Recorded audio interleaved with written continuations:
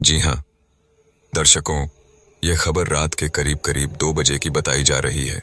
शहर के एक वर्किंग वुमन हॉस्टल की एक युवती, जिसका नाम सलोनी बताया जा रहा है, उसने रात के लगभग 2 बजे अपने आप को आग लगाकर आत्महत्या कर ली है। घटना की जानकारी मिलते ही पुलिस तुरंत घटनास्थल पर पहुंच जाती है, लेकिन उस लड़की ने अपने आप को आग लगाकर हॉस्टल की तीसरी मंजिल से छलांग लगा दी थी। आखिर क्या होगा इस मौत का कारण? क्या आज की युवा पीढ़ी जीवन में आने वाली मुश्किलों का सामना करने की हिम्मत खो चुकी है? ऐसे ही सवालों के जवाब जानने के लिए बने रहिए न्यूज़ 24 पर। पुलिस अधिकारी हिमेश सिंह टीवी बंद करते हैं। अरे सरिता, जरा एक गर्मा गर्म चाय बना दो, हिमेश अपनी पत्नी सरिता को हुक्म देते हैं। ये क्या, रात के 3 बज रहे हैं? सरिता अपने कमरे से आधी नींद में आकर चिढ़कर बोलती है। हाँ, इसलिए तो चाय मांग रहा हूँ। देखो तो सही, शहर में कैसे कैसे किस्से होने लगे हैं। हिमेश सरिता को जगाते हुए बोलता है। अब क्या हुआ? सारी जिम्मेदारी सिर्फ आपकी ही है? अभी 11 बजे तो सोए थे। सरिता ने अपनी आंखें मलते हुए किचन में जाते हुए कहा। अरे, वो कमिश्नर सर का फोन आया था, कह रहे थे कि न्यूज़ देखो, एक सुसाइड केस है, पुलिस टीम घटनास्थल पर पहुंच चुकी है, तो आप भी पहुंच जाओ। इसलिए तो मैं उठा, और तुम्हें तो पता ही है कि मुझे चाय के बिना नहीं चलता। हिमेश एक ही सांस में बोल देता है। हाँ, समझ गई, इतना लंबा बोलने की जरूरत नहीं है, चाय रख दी है। सरिता चाय में शक्कर डालते हुए बोलती है। हाँ, ये लो आपकी गर्मा गर्म चाय, और दौड़ाइए अपना दिमाग, सरिता ने चाय का कप देते हुए कहा। क्या दिमाग दौड़ाऊं? पहले ठीक से उठने तो दो। इतना कहकर हिमेश ने चाय पर झपट्टा मारा और पीने लगा। उतने में ही हिमेश के फोन में एक मैसेज आया। सरिता ने फोन उठाकर पढ़ा तो कोई कार का नंबर था। चलो, अब मैं तैयार हो जाता हूँ, वो गाड़ी मुझे लेने आएगी, उसी का नंबर होगा। हिमेश फटाफट कपड़े पहनते हुए बोलता है। वैसे कौन सा केस हुआ है इस बार? अब सरिता ने मुद्दे की बात की। अरे, कोई सलोनी नाम की लड़की है, उसने अपने आप को जलाकर सुसाइड कर लिया है, अभी 1 घंटे पहले। हिमेश अपने जूते पहनते हुए बोलता है। सच में घोर कलयुग आ गया है। कौन, कब, क्या कर ले, कुछ नहीं कह सकते, सरिता हिमेश को सलाह देते हुए बोलती है। ज्यादा जानना हो तो न्यूज़ देख लो, अभी आती ही होगी। चलो, मुझे अब जाना होगा। वो गाड़ी आ गई होगी। हिमेश घर का दरवाजा बंद करके निकल जाता है। ध्यान रखिएगा, love you, take care, Sarita भागकर हिमेश को जाते हुए देख बोलती है। Love you too, good night, Himesh की धीमी आवाज सुनाई देती है। हिमेश जल्दी से सीढ़ियां उतरकर नीचे पहुंच जाता है। गाड़ी आ चुकी थी। वह गाड़ी में बैठकर घटनास्थल की तरफ रवाना हो जाता है। रास्ते में हिमेश उस लड़की के बारे में सोच रहा था। कितनी हिम्मत वाली लड़की होगी, अपने आप को आग लगाना कोई आसान बात थोड़ी है। लेकिन इतनी हिम्मत थी तो आत्महत्या क्यों की? और अगर आत्महत्या करनी ही थी तो ऊपर से नीचे छलांग क्यों लगाई? ये कोई आत्महत्या है या कुछ और? इन्हीं विचारों में खोए हुए गाड़ी घटनास्थल पर पहुंच गई। घटनास्थल पर पहुंचते ही हिमेश थोड़ा घबरा जाता है। पुलिस की टीम तो पहुंच गई थी, लेकिन उनके साथ मीडिया वाले भी आ पहुंचे थे। हिमेश जान गया था कि अब यह केस बड़ा हो चुका है, इसलिए पुलिस पर अब दबाव रहेगा। हिमेश पुलिस टीम के साथ मीडिया से बचते हुए मृतदेह के पास पहुंच जाता है। पुलिस टीम ने उस लाश के चारों तरफ सेफ्टी रोप बांधकर उस इलाके को सील कर दिया था। एक टीम उस जगह के अलग अलग एंगल से फोटो ले रही थी, तो दूसरी टीम फॉरेंसिक रिपोर्ट जांच के लिए कुछ सैंपल इकट्ठा कर रही थी। कितना बर्न हुआ है? हिमेश वहां मौजूद एक पुलिस अधिकारी से पूछता है। 90% से ज्यादा है सर।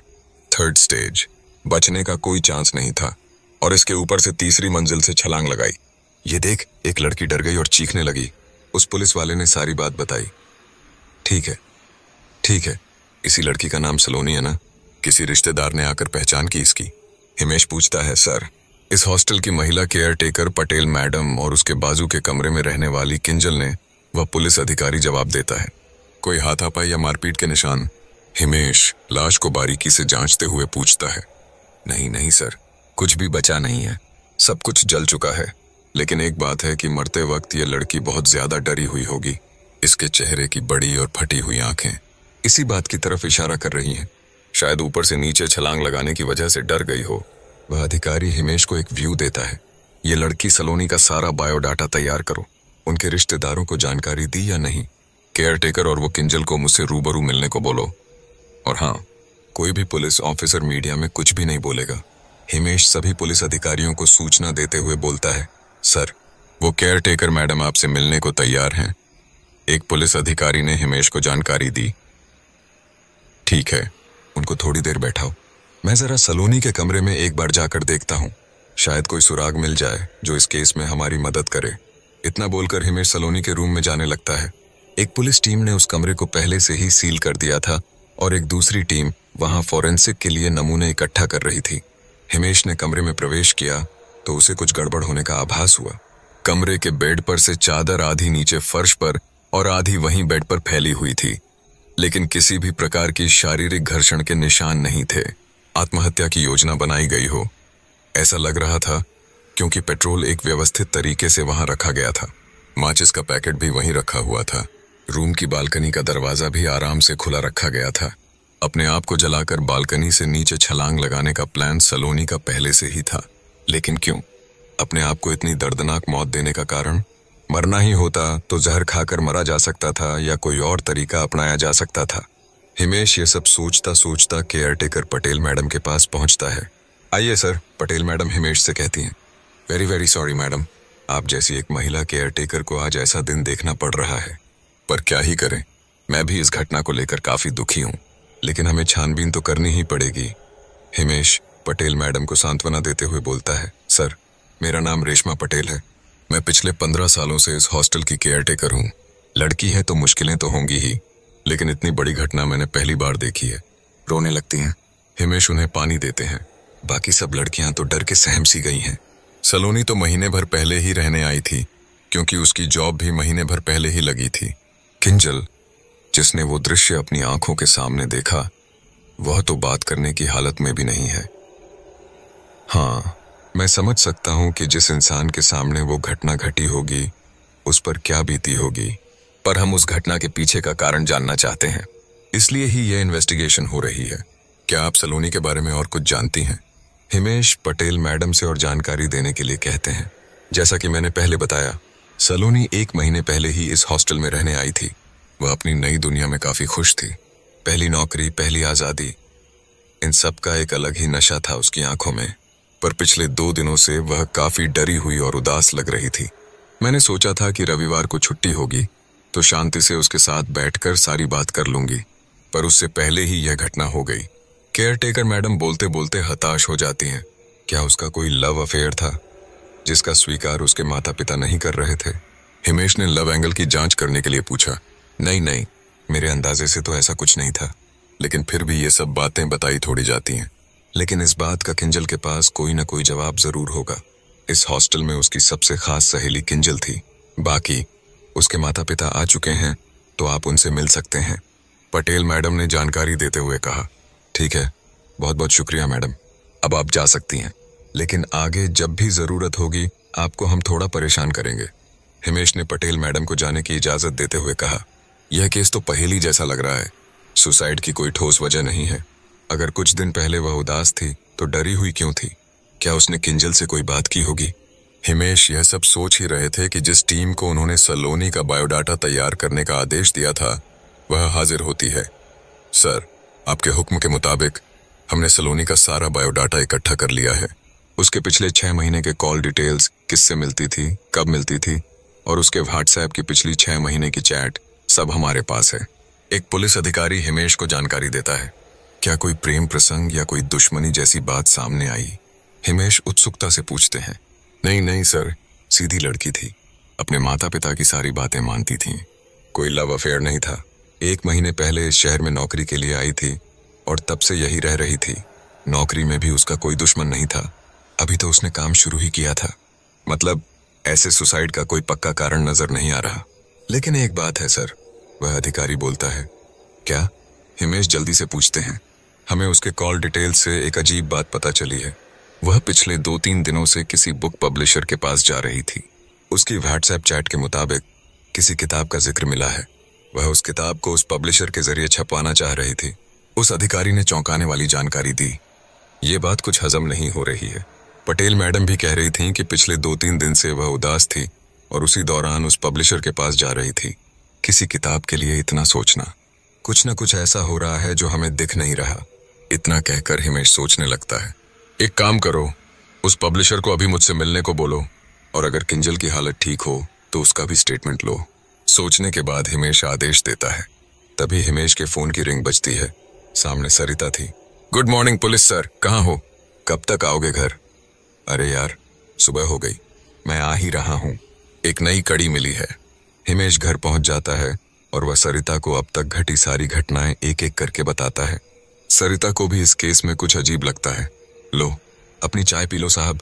काश तुम कोई इंटरव्यू दो तो पता चले कि इस केस को तुम सॉल्व करने वाले हो। कम से कम मैं अपनी सहेलियों के सामने थोड़ा रौब जमा सकूं। लेकिन तुम तो खुद को छोड़ो, दूसरे ऑफिसर्स को भी इंटरव्यू देने से मना करके आए हो। हद है तुम्हारी, सरिता मजाक उड़ाते हुए कहती है। हिमेश चाय नाश्ता करके थोड़ी देर के लिए सो जाता है। अब सरिता के पास कोई खास काम नहीं था, इसलिए उसने टीवी ऑन करके न्यूज चैनल लगा लिया। वह न्यूज देखकर आश्चर्य में पड़ जाती है। स्क्रीन पर एक बूढ़ा आदमी इंटरव्यू दे रहा था। आज से करीब 25 साल पहले इसी हॉस्टल की एक लड़की आग में जलकर मर गई थी। वह दुर्घटना मुझे आज भी याद है, पर उस घटना को तो सालों बीत गए। कैमरा उस बूढ़े आदमी से हटता है और एक सुंदर लड़की स्क्रीन पर आती है। जी हाँ दर्शकों, सही सुना आपने। क्या 25 साल पहले की घटना और कल की घटना में कोई रिश्ता है? क्या है इस मौत के पीछे का रहस्य? सरिता तुरंत टीवी बंद करती है और हिमेश को जगाने जाती है। सुनिए, मैं कह रही थी कि आपके डिपार्टमेंट से पहले ही ये न्यूज वाले ज्यादा तेज हैं। पता नहीं कहां कहां से खबरें उठा लाते हैं। सरिता ने हिमेश को उठाते हुए कहा। क्यों, अब क्या हुआ? हिमेश उठते हुए पूछता है। सरिता उसे न्यूज वाली बात बताती है। हिमेश सुनकर हंसने लगता है। क्या यार, तुमने ऐसी न्यूज के लिए मुझे उठाया? ये न्यूज वाले कुछ भी दिखा देते हैं। वह अब भी हंस रहा था। ये सब मजाक की बात नहीं है। हमारी दुनिया जहां खत्म होती है, वहां से आगे एक अलग ही रहस्यमयी दुनिया शुरू होती है, सरिता ने कठोर स्वर में कहा। क्या यार सरिता, एक पुलिस वाले की पत्नी होकर ऐसी बातें कर रही हो? लोग हंसेंगे तुम पर। हिमेश हंसते हुए खड़ा हो जाता है। तभी हिमेश के फोन की रिंग बजती है। हेलो सर, उस पब्लिशर से बात हो चुकी है। वह थोड़ी देर में पुलिस स्टेशन आ रहा है आपसे मिलने। आप आ रहे हैं ना? सामने की तरफ से एक पुलिस अधिकारी जानकारी देता है। हाँ हाँ, आ ही रहा हूं। उस किंजल के बारे में क्या पता चला? और सलोनी के माँ बाप? हिमेश ने सवालों का ढेर लगा दिया। किंजल अभी बोलने की हालत में नहीं है। सलोनी के माता पिता आपसे मिलने को राजी हैं, लेकिन उन्होंने आपसे विनती की है कि आप उनसे ज्यादा सवाल न करें। पुलिस अधिकारी जवाब देता है। ठीक है, मैं आता हूं, हिमेश बोलता है और फोन काट देता है। हिमेश फटाफट तैयार हो जाता है। सरिता अपना थोड़ा काम निपटा कर आती है तो देखती है कि हिमेश पहले ही तैयार हो चुका था। कहाँ चले वापस? आप जैसे पुलिस अधिकारी सोते ही अच्छे लगते हैं, जागते ही काम पर निकल जाते हो, सरिता ने कटाक्ष करते हुए कहा। ना, मैं पब्लिशर से मिलने जा रहा हूं। इस केस में वह शायद एक महत्वपूर्ण कड़ी साबित हो सकता है, हिमेश ने जवाब दिया। और वो न्यूज चैनल की बात? सरिता ने पूछा। सब चौंचले हैं, हिमेश हंसने लगता है। सरिता को यह मजाक पसंद नहीं आया। वह अपना मुंह बिगाड़कर वहां से चली जाती है। हिमेश भी पुलिस स्टेशन जाने के लिए निकलता है। हिमेश केस के बारे में सोचते सोचते पुलिस स्टेशन पहुंच जाता है। चारों तरफ से मीडिया वाले उसे कवर करने की कोशिश कर रहे थे। सर, क्या पब्लिशर का उस आत्महत्या से कोई रिश्ता हो सकता है? एक रिपोर्टर ने हिमेश से पूछा। नो कमेंट्स, हिमेश ने जवाब दिया और जल्दी से गाड़ी से उतरकर पुलिस स्टेशन के अंदर चला गया। ये मीडिया वालों को किसने बताया? पुलिस स्टेशन में पहुंचते ही हिमेश चिल्लाया। सर, पता नहीं, मीडिया वालों को न जाने कहां से जानकारी मिल जाती है। वे उस पब्लिशर का इंटरव्यू लेना चाहते हैं, एक पुलिस अधिकारी ने जानकारी दी। जो भी हो, जब तक यह इन्वेस्टिगेशन खत्म न हो जाए तब तक कोई भी मीडिया को कोई बयान नहीं देगा, और उस पब्लिशर को अंदर भेजो। इतना कहकर हिमेश अपनी कैबिन में चला जाता है। थोड़ी देर बाद एक अधेड़ उम्र का व्यक्ति हिमेश की कैबिन में दाखिल होता है। उसका रंग गेहुआ था, लेकिन चिंता के कारण उसका चेहरा पीला पड़ चुका था। उसके सिर के बाल सफेद होने लगे थे। पुलिस अधिकारी के सामने पेश होने की घबराहट उसके चेहरे पर साफ झलक रही थी। क्या मैं अंदर आ सकता हूं? वह व्यक्ति धीरे से पूछता है। आइए मिस्टर सौरभ गुप्ता, हिमेश एक पर्ची में नाम देखकर बोलता है। Thank you sir. इतना कहकर वह व्यक्ति वहां रखी कुर्सी पर बैठ जाता है। लीजिए, ये पानी पीजिए और रिलैक्स हो जाइए। टेंशन की वजह से आपका चेहरा पीला पड़ गया है, हिमेश उसे पानी देते हुए कहता है। आज सुबह ही न्यूज देखी, तब से टेंशन में हूं, और ऊपर से आपका फोन आ गया। रही सही कसर इन मीडिया वालों ने पूरी कर दी, मानो मैंने ही खून कर दिया हो। पब्लिशर पानी पीते पीते बोला। मैं आपको अपनी तरफ से पूरी गारंटी देता हूं कि आपको कुछ नहीं होगा, लेकिन जो भी पूछा जाए उसका सही सही जवाब देना। अगर झूठ बोला तो आपको पता ही है, हिमेश ने उसे हल्की धमकी देते हुए कहा। सर, मैं भला आपके सामने झूठ क्यों बोलूंगा? जेल थोड़ी जाना है मुझे, और वैसे भी घर बार वाला आदमी हूं। अगर जेल गया तो मेरी इज्जत मिट्टी में मिल जाएगी। सौरभ सफाई देता है। हाँ, तो बताइए, आप सलोनी के बारे में क्या जानते हैं? क्योंकि वह आपकी ऑफिस में 2-3 बार आई थी। हिमेश ने सीधा सवाल किया।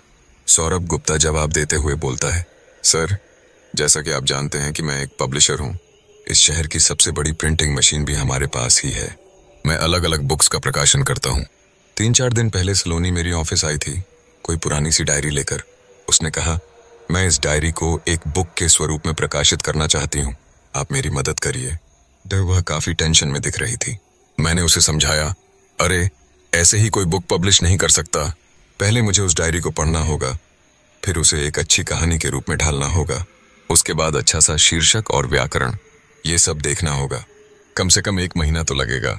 पर सलोनी मेरी बात समझी ही नहीं। अगले दिन वह फिर मेरी ऑफिस में आकर वही जिद करने लगी। उसके बाद उसने व्हाट्सएप पर भी मुझे परेशान करना शुरू कर दिया। मेरे पास वह डायरी पढ़ने का समय नहीं था और आज सुबह सलोनी की आत्महत्या की खबर सुनकर मेरी तो तबीयत ही बिगड़ गई। बस इतना ही जानता हूँ उसके बारे में। मैं आपकी बात पर कैसे यकीन कर लूं? हिमेश पूछता है। तो आपको क्या लगता है, सलोनी ने उस डायरी की वजह से सुसाइड किया है? ऐसा क्या है उसमें? सौरभ बोलता है, ये तो मैं डिसाइड करूंगा। बाकी आपका समय देने के लिए थैंक यू। अब दूसरी बार बुलाऊं तो उस डायरी को अपने साथ ले आना। हिमेश सौरभ को जाने के लिए कहता है। उसे वह डायरी की बात कुछ समझ नहीं आती, लेकिन इस केस में उस डायरी के अलावा और कोई एंगल नजर नहीं आ रहा था।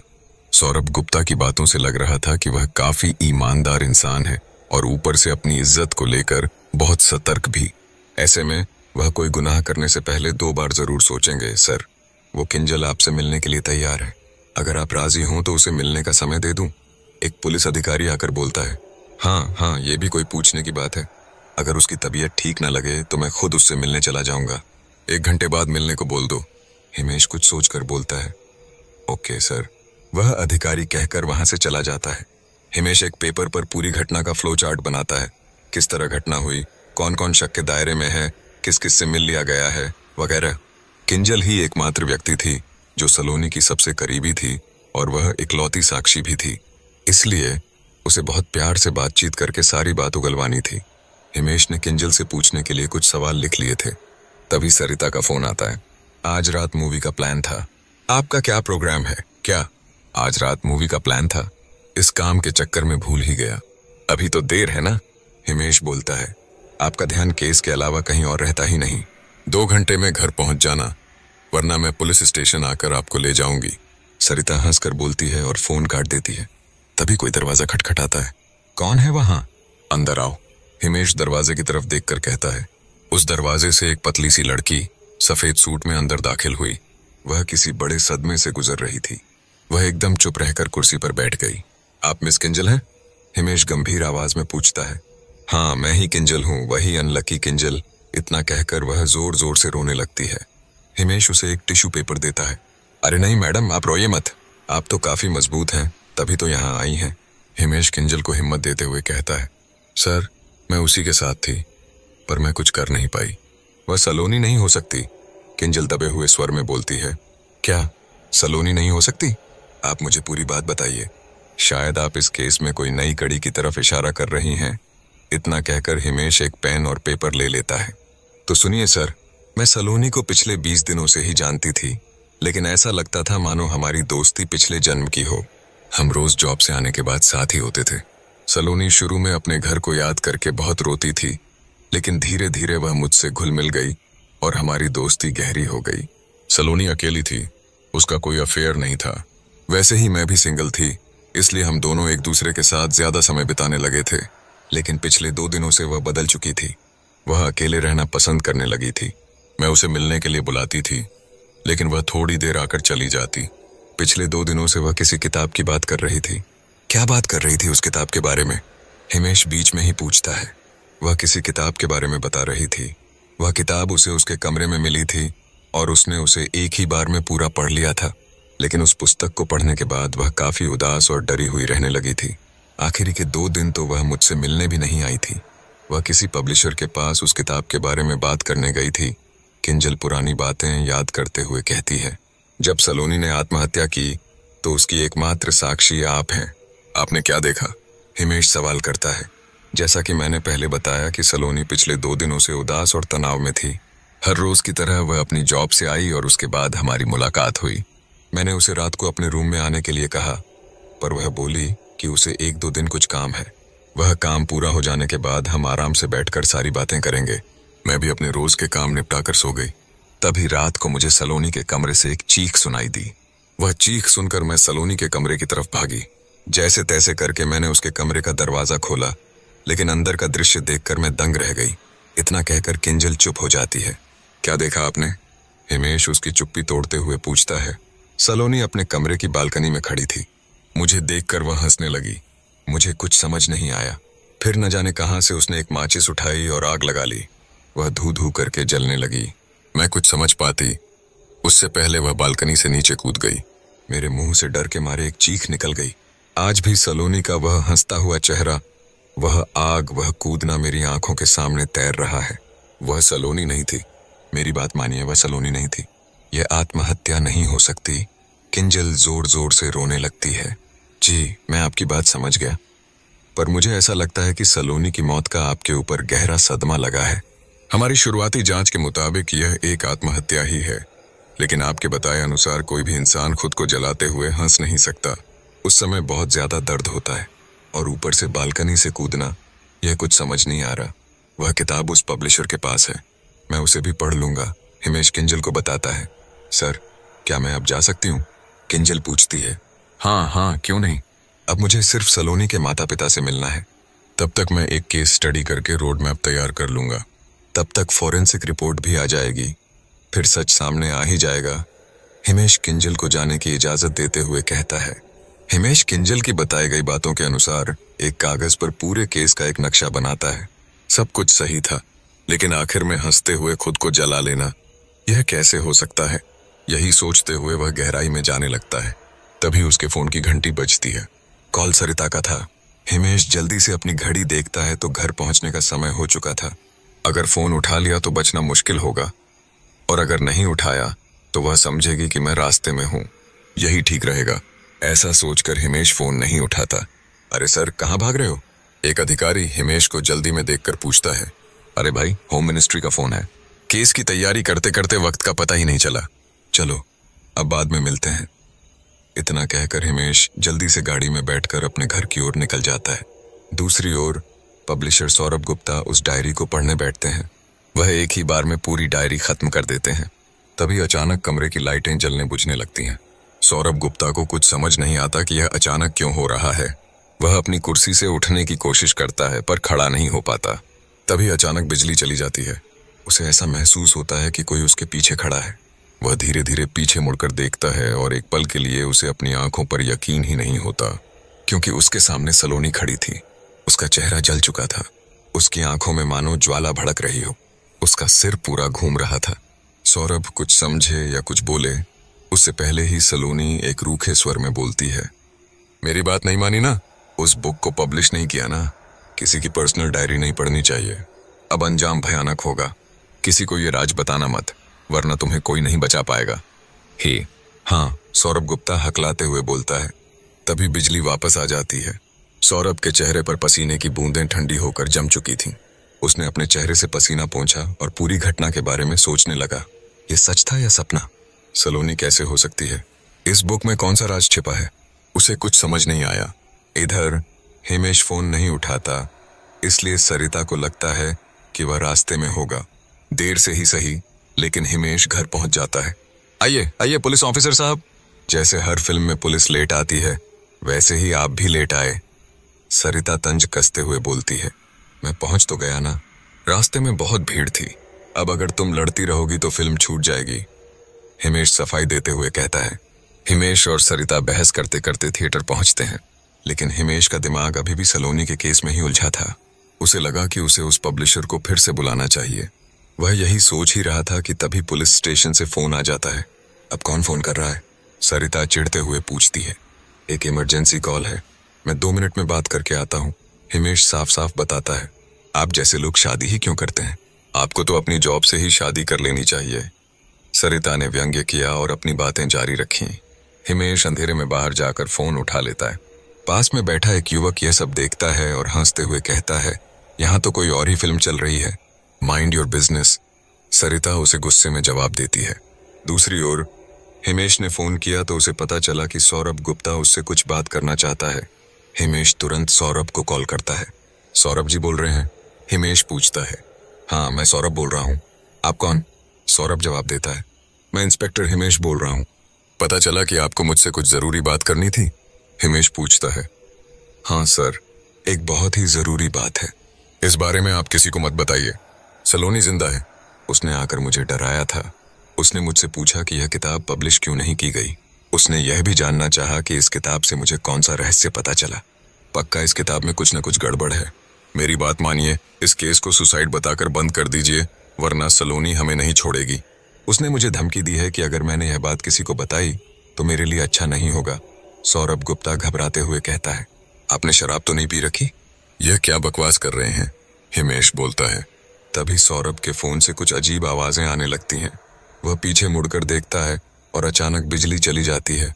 फिर से बिजली कैसे चली गई? सौरभ फोन काटकर खुद से बड़बड़ाता है। हेलो। हिमेश को कुछ गड़बड़ लगती है, इसलिए वह सौरभ से बात करने की कोशिश करता है। वह दोबारा सौरभ को कॉल लगाता है, लेकिन फोन नहीं लगता। सौरभ धीरे धीरे अपने कमरे से बाहर निकलता है। बाहर निकलते समय उसे महसूस होता है कि कोई उसके पीछे है। वह घबराकर पीछे मुड़कर देखता है, लेकिन वहां कोई नहीं होता। उधर हिमेश को अनहोनी की आशंका होती है। वह सरिता के पास जाता है और उसे घर लौटने के लिए कहता है, लेकिन गुस्से में सरिता उसे मना कर देती है। इसलिए हिमेश अकेले ही सौरभ गुप्ता के घर जाने के लिए निकल पड़ता है। रास्ते में वह कंट्रोल रूम में फोन कर एक पुलिस टीम को सौरभ के घर भेजने का आदेश देता है। दूसरी ओर सौरभ अपने फोन की टॉर्च ऑन करके जैसे तैसे आगे बढ़ता है। तभी उसे दरवाजे के पास एक लड़की खड़ी दिखती है, जिसके बाल खुले हुए थे। कौन है वहां? सौरभ हकलाते हुए पूछता है, लेकिन वह लड़की वैसे ही खड़ी रहती है। सौरभ टॉर्च की रोशनी उसके कपड़ों पर डालता है और उससे दरवाजा खोलने की विनती करता है, पर लड़की कोई जवाब नहीं देती। मैं पूछ रहा हूँ, तुम मेरे घर में क्या कर रही हो? सौरभ हिम्मत जुटाकर पूछता है। तभी लड़की धीरे धीरे अपना सिर ऊपर उठाती है। जैसे ही सौरभ उसका चेहरा देखता है, वह डर से कांप उठता है। पहचाना मुझे? हाँ। सलोनी हंसने लगती है। हाँ, मैं सलोनी हूँ। क्या विश्वास नहीं हुआ? लड़की बोलती है। पर तुम तो मर गई थी ना, फिर वापस जिंदा कैसे हुई? सौरभ आश्चर्य से कहता है। मैं जिंदा नहीं हूँ, सलोनी ठंडी आवाज में कहती है। तुमने मेरी बात नहीं मानी ना, इसलिए मुझे आना पड़ा। मैंने मना किया था ना कि किसी को भी इस किताब के बारे में मत बताना। जैसे ही उसने यह कहा, उसका चेहरा जला हुआ नजर आने लगता है। सौरभ अंधेरे में बुरी तरह डर जाता है। वह अपनी आंखें कसकर बंद कर लेता है। कुछ देर बाद जब वह आंखें खोलता है तो लड़की वहां नहीं होती। सौरभ को कुछ समझ नहीं आता कि यह सब क्या हो रहा है।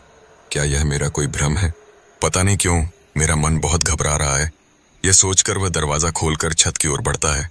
उसके कदम लड़खड़ाने लगते हैं। यह क्या हो रहा है? मैं छत की ओर क्यों जा रहा हूँ? अरे रुक सौरभ, रुक जा। ये पैर मेरी बात क्यों नहीं मान रहे? सौरभ घबराकर खुद से ही कहता है। वे नहीं मानेंगे, क्योंकि अब तुम्हारे साथ मैं हूं। एक लड़की की धीमी आवाज उसके कानों में गूंजती है। कौन है वहां? कौन है? सौरभ भयभीत होकर पूछता है। जैसे तैसे करके सौरभ छत पर पहुंच जाता है। अचानक ही छत का दरवाजा अपने आप खुल जाता है। यह देखकर सौरभ के शरीर में सिहरन दौड़ जाती है। वेलकम सौरभ, एक लड़की सौरभ को देखकर बोलती है। सौरभ देखता है तो वह लड़की सलोनी नहीं थी। सौरभ उस अनजानी लड़की को अपने सामने देखकर घबरा जाता है। उसने उसे पहले कभी नहीं देखा था। कौन हो तुम? मुझे कैसे जानती हो? सौरभ घबराकर पूछता है। मुझे नहीं पहचाना? मेरी ही किताब पढ़ रहे हो और मुझे ही नहीं पहचाना? लड़की हंसते हुए कहती है। अचानक उस लड़की के शरीर से सलोनी प्रकट होती है। कुछ ही क्षणों में फिर से वही अनजान लड़की दिखाई देने लगती है। ये सब क्या है? तुम कौन हो? सौरभ अब तंग आ चुका था। मुझे न्याय चाहिए।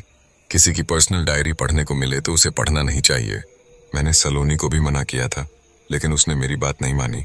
अब तुम्हारी बारी है। यह कहते ही वह युवती सौरभ को हवा में उठा ले जाती है और पास की बिजली की तारों के पास ले जाती है। मुझे जाने दो, मैं कुछ नहीं करूंगा। सौरभ गिड़गिड़ाने लगता है। मैं भी ऐसे ही तड़पी थी। तुमने मेरी डायरी पढ़ी ना? लड़की की डरावनी हंसी गूंजती है। तभी बिजली की तारों में शॉर्ट सर्किट की वजह से आग लग जाती है। सौरभ वहां से भागने की कोशिश करता है, लेकिन वह युवती उसे पकड़कर जलती हुई आग में धकेल देती है। मैं भी ऐसे ही तड़पी थी। मुझे भी न्याय नहीं मिला। तभी सलोनी प्रकट होती है। चल सौरभ चल। छत से जलते हुए सौरभ नीचे छलांग लगा देता है। दूर से कार में आ रहे हिमेश ने यह दृश्य देखा और उसे तुरंत सलोनी की याद आई। उसके पीछे पुलिस की जीप भी थी। यह सौरभ ने क्या किया? हिमेश जल्दी से गाड़ी का दरवाजा खोलकर सौरभ के घर की ओर दौड़ पड़ता है। उसके पीछे पुलिस की टीम भी दौड़ती है। जल रहे व्यक्ति का दृश्य बहुत भयानक था। जल्दी कोई फायर ब्रिगेड को फोन करो, छत पर आग लगी है। एक कंबल ले आओ और एम्बुलेंस को भी बुलाओ। हिमेश पुलिस टीम को आदेश देता है। सौरभ गंभीर रूप से जल चुका था। उसकी आंखों में भय साफ साफ झलक रहा था। वह कुछ कहना चाहता था, लेकिन उसका शरीर उसका साथ नहीं दे रहा था। उसे कंबल से ढककर आग बुझाई जाती है। क्या हुआ सौरभ? यह सब कैसे हुआ? हिमेश उसे होश में रखने की कोशिश करता है। इतने में एम्बुलेंस और फायर ब्रिगेड मौके पर पहुंच जाते हैं। सौरभ लड़खड़ाते हुए अपना एक हाथ ऊपर उठाता है और छत की तरफ इशारा करता है। हिमेश तुरंत एक पुलिस अधिकारी को छत की जांच के लिए भेजता है। सौरभ, अपनी आंखें खुली रखो, कुछ नहीं होगा तुम्हें। हिमेश उसे दिलासा देता है। सौरभ को हिमेश के पास खड़ी वही युवती दिखाई देती है जो उसे छत पर दिखी थी। सौरभ हिमेश को देखता रहता है, लेकिन कुछ कह नहीं पाता। उसके हाथ जो छत की ओर इशारा कर रहे थे अचानक ढीले पड़ जाते हैं और नीचे गिर जाते हैं। सौरभ। हिमेश उसकी नब्ज चेक करता है। एम्बुलेंस में मौजूद डॉक्टर सौरभ को कृत्रिम सांस देने की कोशिश करते हैं, लेकिन कोई सफलता नहीं मिलती। ही इज नो मोर। बहुत ज्यादा बर्न हो चुका है, एक डॉक्टर हिमेश से कहता है। तभी वहां मीडिया की गाड़ियां पहुंच जाती हैं। दर्शकों, जी हां, सलोनी के बाद अब सौरभ गुप्ता की यह सनसनीखेज मृत्यु किस ओर इशारा कर रही है? क्या ये दोनों मौतें आपस में जुड़ी हुई हैं? पुलिस के लिए बड़ी कसौटी। टीवी पर यह खबर चल रही थी। हिमेश खुद को मीडिया से बचाते हुए जल्दी से सौरभ के घर में दाखिल हो जाता है। एक पुलिस अधिकारी जो घर की छत पर तहकीकात करने गया था, लौटकर बताता है कि वहां किसी और व्यक्ति के मौजूद होने का कोई सुराग नहीं मिला। फायर ब्रिगेड थोड़ी ही देर में आग पर काबू पा लेती है। फायर ब्रिगेड का एक अधिकारी हिमेश को इशारे से छत पर बुलाता है। हिमेश अपने साथ आई पुलिस टीम को घर के अंदर फॉरेंसिक सैंपल इकट्ठा करने के आदेश देता है और फिर छत की ओर बढ़ता है। दरवाजा खोलते ही वह छत पर पहुंचता है, जहां पहले से फायर ब्रिगेड की टीम मौजूद थी। सर, ये केबल देखिए, इसमें शॉर्ट सर्किट की वजह से ही आग लगी होगी, एक फायर ब्रिगेड अधिकारी कहता है। ओके, हिमेश जवाब देता है। लेकिन सर, एक बात काफी अजीब है, वह अधिकारी आगे कहता है। कौन सी? हिमेश तुरंत पूछता है। पहली बात, कोई मरा हुआ इंसान इस केबल को चीर कैसे सकता है? दूसरी बात, इस केबल में हाई वोल्टेज करंट था, तो अगर कोई आदमी इसे छूता भी तो करंट के झटके से दूर जा गिरता, लेकिन इस आदमी ने इस केबल को पकड़े रखा। और तीसरी बात, यहाँ एक बुक पड़ी है, पूरी छत पर आग लगी थी, लेकिन इस बुक को कुछ भी नहीं हुआ। अधिकारी आश्चर्य से सारी जानकारी देता है। जी, मैं अपनी जांच में आपकी बताई गई तीनों बातों पर ध्यान दूंगा, लेकिन आपको वह बुक कहाँ से मिली? हिमेश पूछता है। फायर ऑफिसर हिमेश को एक पुरानी डायरी जैसी बुक देता है। जैसे ही हिमेश उसे देखता है, उसे एक अजीब एहसास होता है। पुलिस टीम को सूचित कर वह उस बुक को लेकर अपने घर की ओर बढ़ता है। दूसरी तरफ सरिता टीवी पर न्यूज देख रही थी। पब्लिशर सौरभ गुप्ता की आत्महत्या में एक रोमांचक मोड़। हमारे सूत्रों के अनुसार सलोनी और सौरभ की मौत एक जैसे जलने और छत से गिरने की वजह से हुई है। क्या इन दोनों मौतों के बीच कोई कड़ी है? क्या वही बुक इन सब मौतों की वजह है? अरे वाह, ये तो किसी रहस्यमय हॉरर स्टोरी जैसा लग रहा है। हिमेश के आते ही उनसे पूछूंगी, सरिता उत्साहित होकर सोचती है। तभी घर की डोरबेल बजती है। सरिता जल्दी से दरवाजे के पास जाती है और दरवाजे की झिर्री से देखती है। बाहर हिमेश खड़ा था।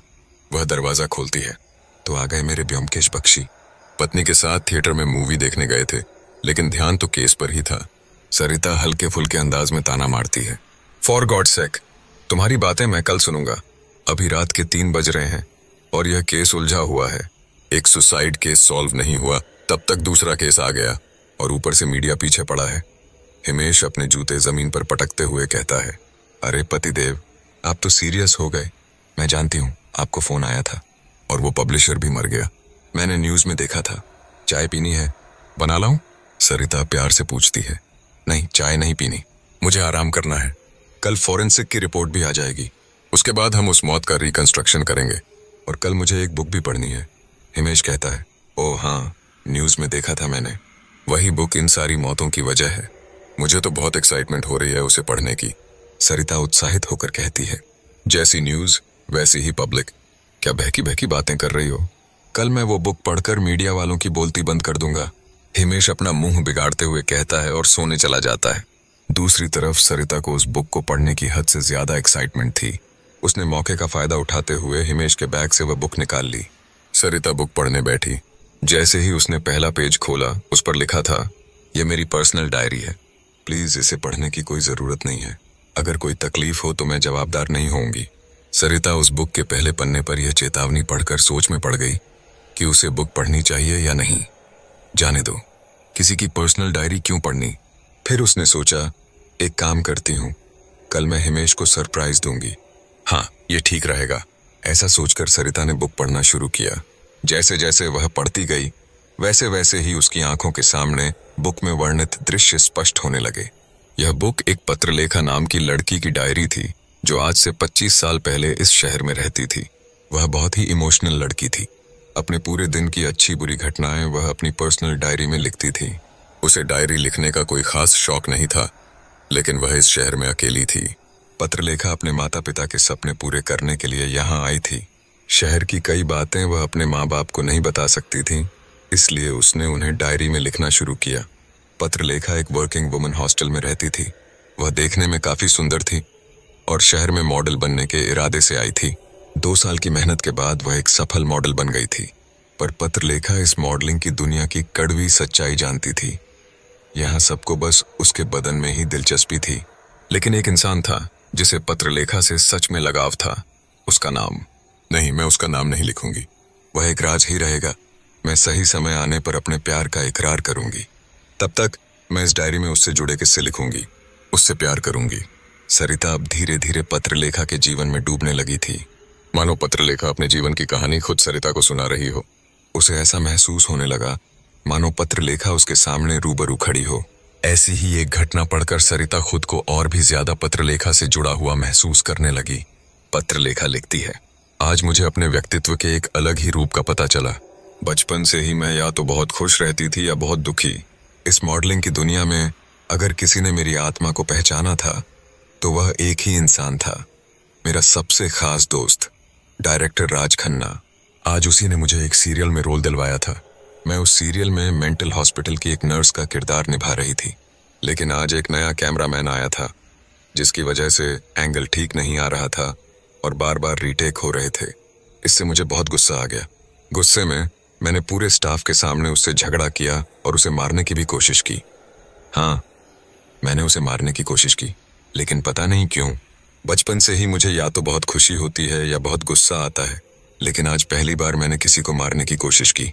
मैं इतनी हिंसक कैसे हो गई। शाम को विजय सर ने खुद मेरा नंबर लेकर मुझे अपने क्लिनिक बुलाया। वह एक अलग ही तरह के इंसान थे। उन्होंने मुझे प्यार से बिठाया और मेरी सारी बातें सुनी। उसके बाद मैं आज की घटना के बारे में बात करते करते गुस्सा हो गई और वापस हिंसक हो गई। विजय मुझे देखकर हंसते हुए बोले, तुम्हें एक मानसिक बीमारी बाइपोलर डिसऑर्डर है। सरिता तुरंत गूगल पर उस बीमारी के बारे में सर्च करने लगी, लेकिन मानो पत्रलेखा ने उसके दिमाग पर कब्जा कर लिया हो, उसे फिर से डायरी पढ़ने पर मजबूर कर दिया। सरिता गूगल छोड़कर वापस डायरी पढ़ना शुरू करती है। पत्रलेखा आगे लिखती है, हाँ, विजय सर ने सही कहा था। मुझे कभी कभी बहुत खुशी होती है तो कभी कभी बहुत गुस्सा आता है। कभी कभी मुझे मेरी छोटी छोटी असफलताओं को देखकर आत्महत्या करने का मन होता है। मैंने कई बार कोशिश भी की, लेकिन मम्मी पापा का चेहरा सामने आने की वजह से रुक जाती। मुझे विजय सर काफी पसंद आए। उन्होंने मुझे थोड़ी दवाई देकर वापस हॉस्पिटल बुलाया। मैं थोड़े समय में ही ठीक हो जाऊंगी। अब सरिता पत्रलेखा की मानसिकता को समझने लगी थी।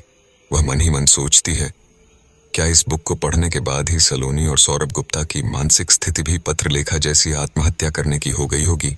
मुझे आगे पढ़ना ही होगा। अगले पन्नों में पत्रलेखा अपने और विजय सर के बीच बढ़ रही नजदीकियों के बारे में लिखती है। मुझे विजय सर के साथ बहुत अच्छा लगता है। वे मेरी सारी बातें सुनते हैं, मेरे गुस्से को समझते हैं। मुझे लग रहा है कि मैं अब धीरे धीरे ठीक हो रही हूँ, पर पता नहीं क्यों राज को ये पसंद नहीं आ रहा। मैं अब उसे समय नहीं दे पा रही, इसलिए आजकल वह मुझसे गुस्सा रहता है। बस कुछ दिनों की ही बात है। उसके बाद मैं अपने मन की बात अपने प्यार को बता दूंगी और यह डायरी भी उसे दे दूंगी। अब मैं उस दिन का बेसब्री से इंतजार कर रही हूँ। आज से 2 दिन बाद मेरा जन्मदिन है, तभी मैं उसे अपने दिल की बात कहूंगी। फिर जो भी होगा देखा जाएगा। ऑल द बेस्ट खुद को। सरिता अब उत्सुक थी ये जानने के लिए कि पत्रलेखा के जन्मदिन पर क्या हुआ होगा।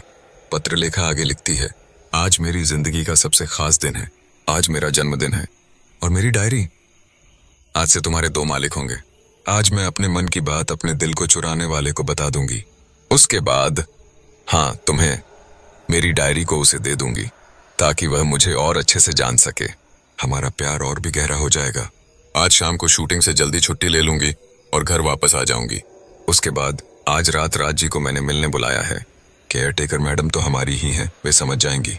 और आज कोई ना कोई मेरे लिए सरप्राइज पार्टी तो रखेगा ही। चलो, अब बहुत लिख लिया, अब आगे हम दोनों लिखेंगे।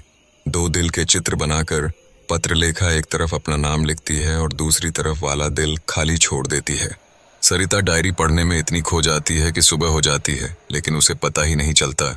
सरू, ओ मेरी सरू, कहाँ गई? चाय रखना मेरे लिए। 8 बज गए, मुझे उठाया भी नहीं। हिमेश की आवाज सुनते ही सरिता के हाथ से डायरी गिर जाती है। वह फटाफट डायरी छुपाकर वॉश बेसिन के पास जाकर मुंह धोने लगती है। अच्छे से अपना मुंह धोकर जब वह आईने के सामने देखती है तो एक पल के लिए उसे आईने में पत्रलेखा दिखाई देती है। वही सुंदरता, वही गुस्सा, लेकिन आंखों में दुहक। सरिता घबरा जाती है और उसके मुंह से चीख निकल जाती है। तभी वह दोबारा आईने में देखती है तो उसका ही चेहरा नजर आता है। क्या हुआ सरू, क्यों चीखी तुम? सरिता की चीख सुनकर हिमेश वहां आता है और पूछता है, अरे कुछ नहीं, छिपकली थी, मैं चाय रख देती हूँ। सरिता झूठ बोलती है। हाँ, अच्छा सुनो, मेरी बैग में एक डायरी है, उसे निकाल कर मेरे टेबल पर रख देना। क्या पता पुलिस स्टेशन ले जाऊं और वहां खो गई तो, इसलिए मैं शाम को आकर पढ़ूंगा। हिमेश बोलता है। हाँ ठीक है। सरिता पत्रलेखा जैसी मुस्कुराती है। खुद ऐसे क्यों हंसी, ये उसे भी पता नहीं था। हिमेश अपना रोजाना काम करके पुलिस स्टेशन के लिए निकल जाता है। इस तरफ सरिता भी अपना काम खत्म करके वह बुक पढ़ने बैठ जाती है।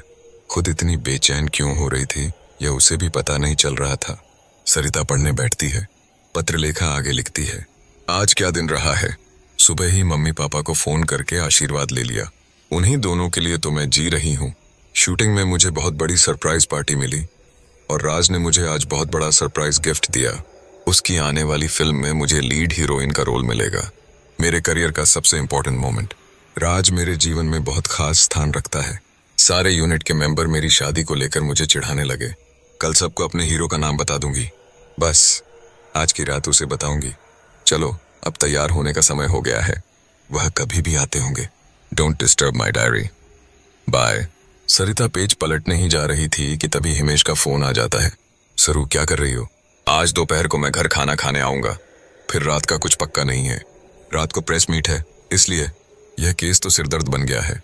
हिमेश बोलता है, बस थोड़ा काम है, अभी तो 2-3 घंटे की देरी है ना, सब हो जाएगा। सरिता जवाब देती है, क्या पार हो जाएगा? तुम किसकी बात कर रही हो? और हाँ, मैं दोपहर को आकर वह डायरी लेकर। हिमेश ने अभी अपनी बात पूरी भी नहीं की थी कि उससे पहले ही सरिता ने फोन काट दिया। यह सरिता को क्या हो गया? ऐसा तो कभी नहीं करती। कम से कम यह तो पूछती है कि क्या खाओगे। हिमेश यह सोच ही रहा था कि तभी एक पुलिस अधिकारी आकर बताता है कि एक बुजुर्ग व्यक्ति उससे मिलना चाहता है। कौन आया है मुझसे मिलने? हिमेश ने पुलिस अधिकारी से पूछा। सर, वह सलोनी के केस में आपसे कुछ बात करना चाहते हैं। क्या मैं उन्हें अंदर भेज दूं? वह अधिकारी हिमेश की रजामंदी मांगता है। हाँ, भेज दो, हिमेश ने कहा। थोड़ी देर बाद एक वृद्ध लेकिन मजबूत डील डॉल वाला आदमी केबिन में दाखिल होता है। वह शांति से कुर्सी पर बैठता है और बोलता है, आप ही हिमेश सिंह हो? अरे नहीं नहीं, मैं तो यहाँ चोर पुलिस खेलने आया हूँ। क्यों मेरा समय बर्बाद कर रहे हो अंकल? हिमेश थोड़ा गर्म हो जाता है। मेरे कहने का मतलब था कि मैं सलोनी के बारे में एक बहुत ही काम की जानकारी देना चाहता हूँ, इसलिए बस ये सुनिश्चित करना चाहता था कि आप ही हिमेश हैं ना? वह वृद्ध व्यक्ति सफाई देता है। हाँ, तो अब क्या मुहूर्त निकालोगे? हिमेश चिढ़ते हुए बोलता है, सर, आज से 25 साल पहले भी उसी हॉस्टल में सलोनी के ही कमरे में एक आत्महत्या हुई थी। वह भी जलकर कूद गई थी। मुझे लगता है कि ये दोनों केस एक दूसरे से जुड़े हुए हैं। मैंने न्यूज चैनल में किसी डायरी का जिक्र सुना था, मुझे वह डायरी पढ़नी है। वह वृद्ध व्यक्ति बोलता है, आप वही न्यूज चैनल पर आए थे, वही वृद्ध आदमी हो ना? हिमेश उसे पहचान जाता है। हाँ, मैं वही हूँ, मैं आपकी मदद करने आया हूँ। यह केस जितना आसान लग रहा है उतना सीधा नहीं है, मेरी मानो। वह वृद्ध व्यक्ति विनती करता है। अरे चाचा, आप बाहर जाओ, ये न्यूज वाले टीआरपी के लिए कुछ भी कर सकते हैं। हिमेश गुस्से में बोलता है। अरे साहब, आप मेरी बात मानो, आप बहुत बड़ी भूल कर रहे हो, वह वृद्ध आदमी जाते जाते बोलता है। इस तरफ सरिता वह डायरी आगे पढ़ना शुरू करती है। पत्रलेखा आगे लिखती है, ये क्या कर दिया मेरी जिंदगी, क्या भूल थी मेरी। एमटी का स्टिकर देने के लिए आभार। सरिता कुछ समझ नहीं पाती, इसलिए वह फिर से आगे पढ़ना शुरू करती है। यह पत्रलेखा को अचानक क्या हुआ, वह उदास क्यों हो गई। पत्रलेखा लिखती है, किस लिए सब लोग मुझे सिर्फ एक सुंदर बदन समझते हैं। क्या मेरी कोई हस्ती नहीं है, क्या मेरी कोई भावना नहीं है, क्या मुझे प्यार करने का हक नहीं है। आज मेरे जन्मदिन पर ही मेरे साथ ऐसा क्यों हुआ, मुझे जवाब दो भगवान। मैं सुंदर हूँ, क्या यह मेरा गुनाह है। वह मेरे कमरे में एक दोस्त के रूप में आया था, लेकिन जब तक मैं कुछ समझ पाती वह मुझसे प्यार की बातें करने लगा। जब मैंने उसे बताया कि मेरे दिल में कोई और है तो उसने मुझे नोच खाया। मेरे हर एक अंग को छूकर उसने मुझे अपवित्र कर दिया, मेरी सारी इज्जत लूट ली। मम्मी पापा, मैं आपको अपना मुंह भी नहीं दिखा पाऊंगी।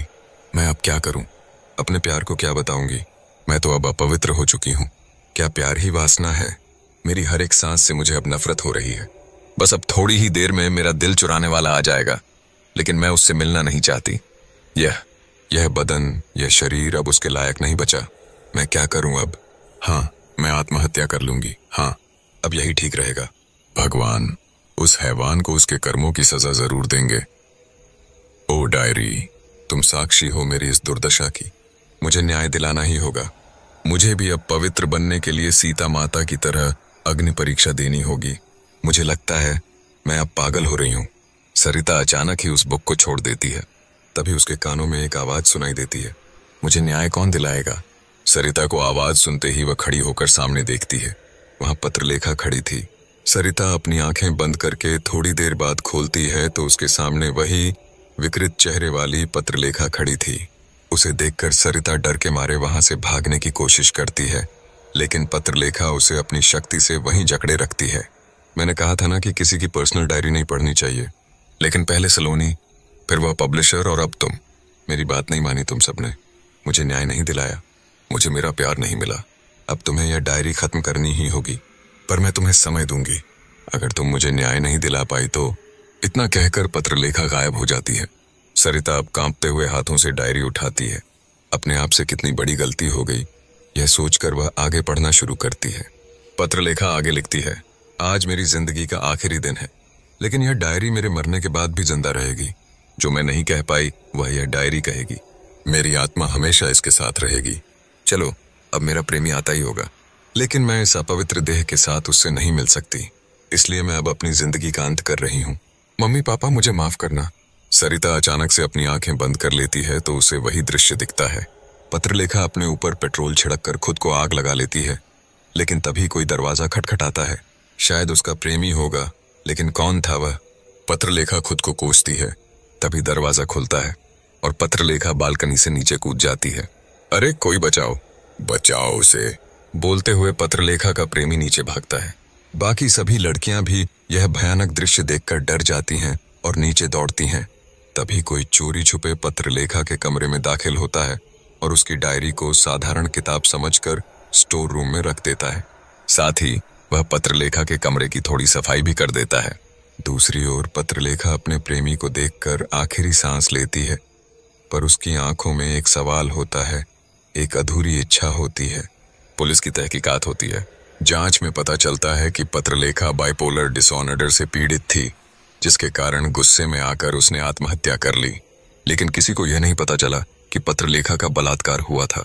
उसका कातिल खुलेआम घूम रहा था, पर उसका प्रेमी यह समझ नहीं पाया कि पत्रलेखा क्या कहना चाह रही थी। सारे रहस्यों के जवाब उस डायरी में थे, पर वह डायरी किसी को मिली ही नहीं।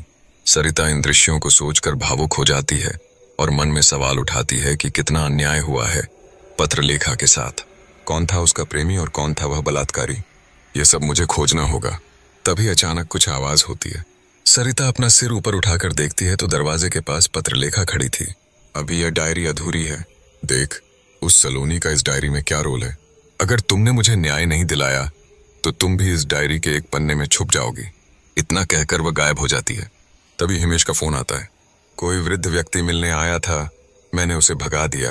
मैं थोड़ी देर में घर आ रहा हूँ, हिमेश बोलता है। क्यों, क्या पता उस वृद्ध आदमी को कुछ जानकारी हो।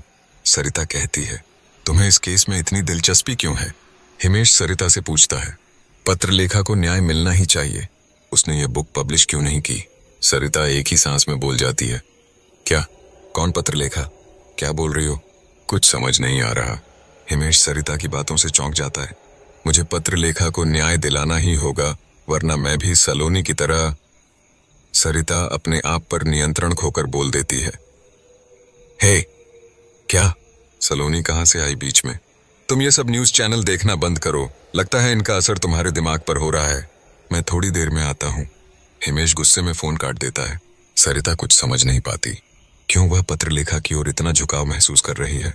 कहीं वह पत्रलेखा के वश में तो नहीं? वह एक कठपुतली की तरह फिर से डायरी पढ़ना शुरू करती है। पत्रलेखा लिखती है, सालों बाद सलोनी नाम की एक युवती किसी काम से हॉस्टल के उस स्टोर रूम में आई। वह कोई पुरानी किताब पढ़ना चाह रही थी, तभी उसकी नजर इस डायरी पर पड़ी। संयोग से सलोनी भी मेरे ही कमरे में रह रही थी। मैंने उसे भी यह डायरी न पढ़ने की चेतावनी दी, लेकिन वह नहीं मानी। उसने इस डायरी को पढ़ना शुरू कर दिया। डायरी पढ़ने के बाद उसने इसे पब्लिश करने के लिए प्रकाशक सौरभ गुप्ता को दी, लेकिन उसने पब्लिश करने से इनकार कर दिया और कहा, अगर इस डायरी में कुछ इंटरेस्टिंग होगा तो ही पब्लिश करूंगा। सलोनी मुझे न्याय नहीं दिला पाई, उसका समय खत्म हुआ। एक रात मैंने उसके शरीर में प्रवेश कर उसे आत्महत्या करने के लिए प्रेरित किया। मैं इसे गुनाह नहीं मानती। जो मुझे न्याय नहीं दिला पाएगा उसके साथ ऐसा ही होगा। तुम सब मेरी डायरी का एक हिस्सा बनकर रह जाओगे। सरिता यह पढ़कर डर जाती है। दूसरी ओर हिमेश को सलोनी और सौरभ की मौतों के बीच एक अजीब समानता नजर आती है। मीटिंग खत्म होते ही वह वहां मौजूद सारे पुलिस अधिकारियों को बताता है, सलोनी और सौरभ गुप्ता ने आत्महत्या ही की थी। लेकिन एक चीज इन दोनों मामलों को जोड़ती है, इन दोनों की एक जैसी मौत हुई। दोनों ने खुद को जलाने के बाद ऊंची जगह से छलांग लगाई। एक पुरानी डायरी पढ़ने के बाद उदास होना और खून का कोई निशान न मिलना। मीटिंग खत्म होते ही सारे पुलिस अधिकारी हिमेश को वह डायरी पढ़कर आगे की जांच जारी रखने की सलाह देते हैं। हिमेश मीटिंग खत्म होने के बाद उस डायरी को पढ़ने की ठान लेता है और अगले दिन एक प्रेस कॉन्फ्रेंस आयोजित करता है। हिमेश मीटिंग खत्म कर घर जाने के लिए निकलता है, तो दूसरी तरफ सरिता अब उस डायरी का आखिरी पन्ना पढ़ने बैठती है। पत्रलेखा आगे लिखती है, इस डायरी का दूसरा किस्सा यानी सौरभ गुप्ता। जब सलोनी ने उसे डायरी पढ़ने के लिए कहा तब उसने इसे नहीं पढ़ा, लेकिन पुलिस के दबाव के कारण उसने यह डायरी पढ़ डाली। मैंने उसे कहा था कि मेरी यह दास्तान किसी को मत बताना, कोई तुम्हारी बात नहीं मानेगा, मुझे न्याय दिलाओ। लेकिन उसने पुलिस को फोन कर दिया। वह मेरी बात के विरुद्ध गया, इसलिए मैंने उसे बिजली के झटके देकर जला दिया। क्या पुलिस मुझे पकड़ पाएगी? अब तुम्हारे पास कल तक का समय है। अगर न्याय नहीं मिला तो अगला किस्सा सरिता का होगा। सरिता के हाथ से डायरी गिर जाती है। वह जानती थी कि उसके पास अब बस आज रात का समय बचा है। तभी पत्रलेखा प्रकट होती है, तुमने मेरी डायरी पढ़ ली, अब तुम्हें मुझे न्याय दिलाना होगा। मैं तुम्हारे दिमाग पर कब्जा कर लूंगी। तुम मेरी तरह ही सोचोगी, तो अब ढूंढ निकालो कि उस रात मेरे साथ क्या हुआ था। अगर तुम मुझे मुक्ति दिला पाई तो तुम आजाद हो, वरना आज की रात तुम्हारी आखिरी रात होगी। पत्रलेखा क्षण भर में अदृश्य हो जाती है। सरिता को ऐसा लगता है मानो उसका सिर दर्द से फट जाएगा। तभी हिमेश घर पहुंचता है और डोरबेल बजाता है। हिमेश 2-3 बार डोरबेल बजाता है, लेकिन सरिता दरवाजा नहीं खोलती। हिमेश को चिंता होती है, इसलिए वह पास की खिड़की से अंदर झांकने की कोशिश करता है। अंदर का दृश्य देखकर वह हैरान रह जाता है। सरिता किचन में गैस ऑन करके अकेले अकेले कुछ बड़बड़ा रही थी। हिमेश जल्दी से सरिता को फोन करता है, क्या कर रही हो? जल्दी से दरवाजा खोलो, मैं कब से आ गया हूं। तुम ठीक तो हो ना? हिमेश चिंतित स्वर में बोलता है, हाँ, आप कब आए मुझे पता ही नहीं चला, मैं अभी दरवाजा खोलती हूँ। सरिता धीमे स्वर में बोलती है और फोन काटकर दरवाजा खोलती है। क्या कर रही थी सरू? तुम ठीक तो हो ना? और सबसे पहले गैस बंद करो, क्या बड़बड़ा रही थी? हिमेश सवालों की झड़ी लगा देता है। मैं नहीं, मुझे नहीं पता कि गैस किसने ऑन की थी, सरिता अस्पष्ट जवाब देती है। एक तरफ उसके मन में पत्रलेखा का खौफ था तो दूसरी तरफ उसे डर था कि अगर वह यह बात हिमेश को बताएगी तो वह उसे पागल समझेगा।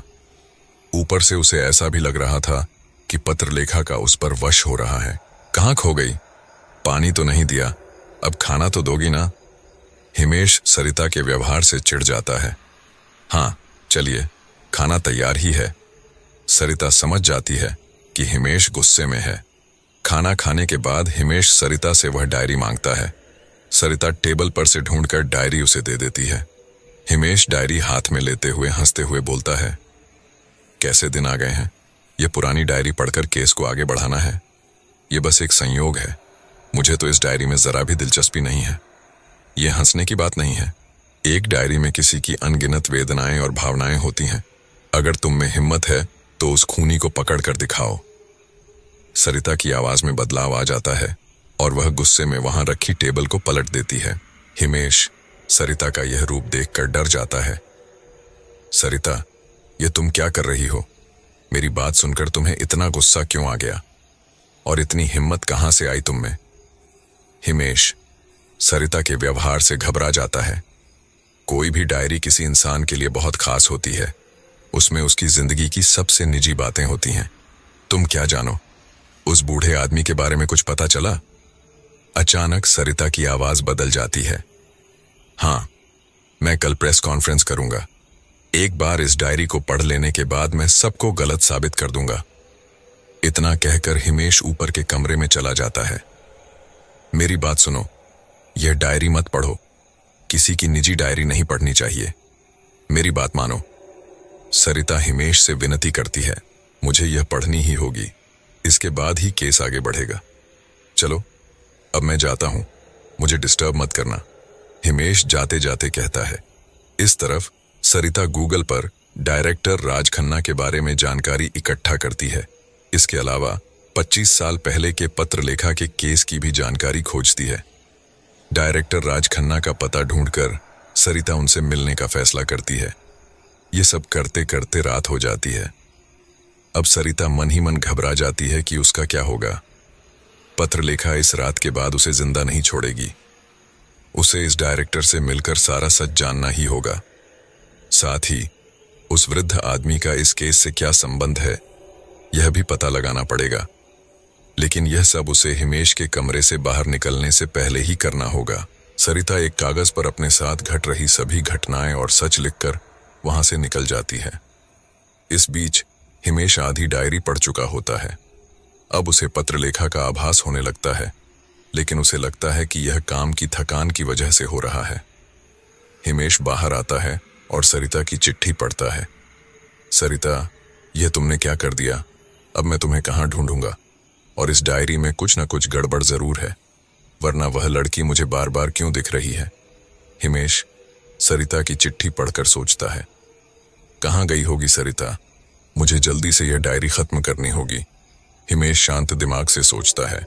इस तरफ सरिता डायरेक्टर राज खन्ना के घर पहुंच जाती है। उसने गूगल पर डायरेक्टर के बारे में सारी जानकारी जुटा ली थी। राज खन्ना एक नामचीन डायरेक्टर था। पत्रलेखा की मौत के बाद उसने अपने करियर में काफी तरक्की कर ली थी। उसने उस समय की मशहूर अभिनेत्री मुग्धा कपूर से शादी कर ली थी, लेकिन आए दिन उसके अफेयर के किस्से मैगजीन में छपते रहते थे। फिलहाल वह अपनी पत्नी के साथ एक बड़े से बंगले में रह रहा था। सरिता के पास वक्त बहुत कम था। रात का अंधेरा धीरे धीरे गहराता जा रहा था। क्या यह उसके जीवन की आखिरी रात थी? जैसे ही सरिता बंगले के पास पहुंची, उसकी कार को वॉचमैन ने रोक लिया। सरिता ने खुद को एक लेखिका के रूप में पहचान दी और यह बहाना बनाया कि उसे एक फिल्म की स्क्रिप्ट डायरेक्टर को दिखानी है।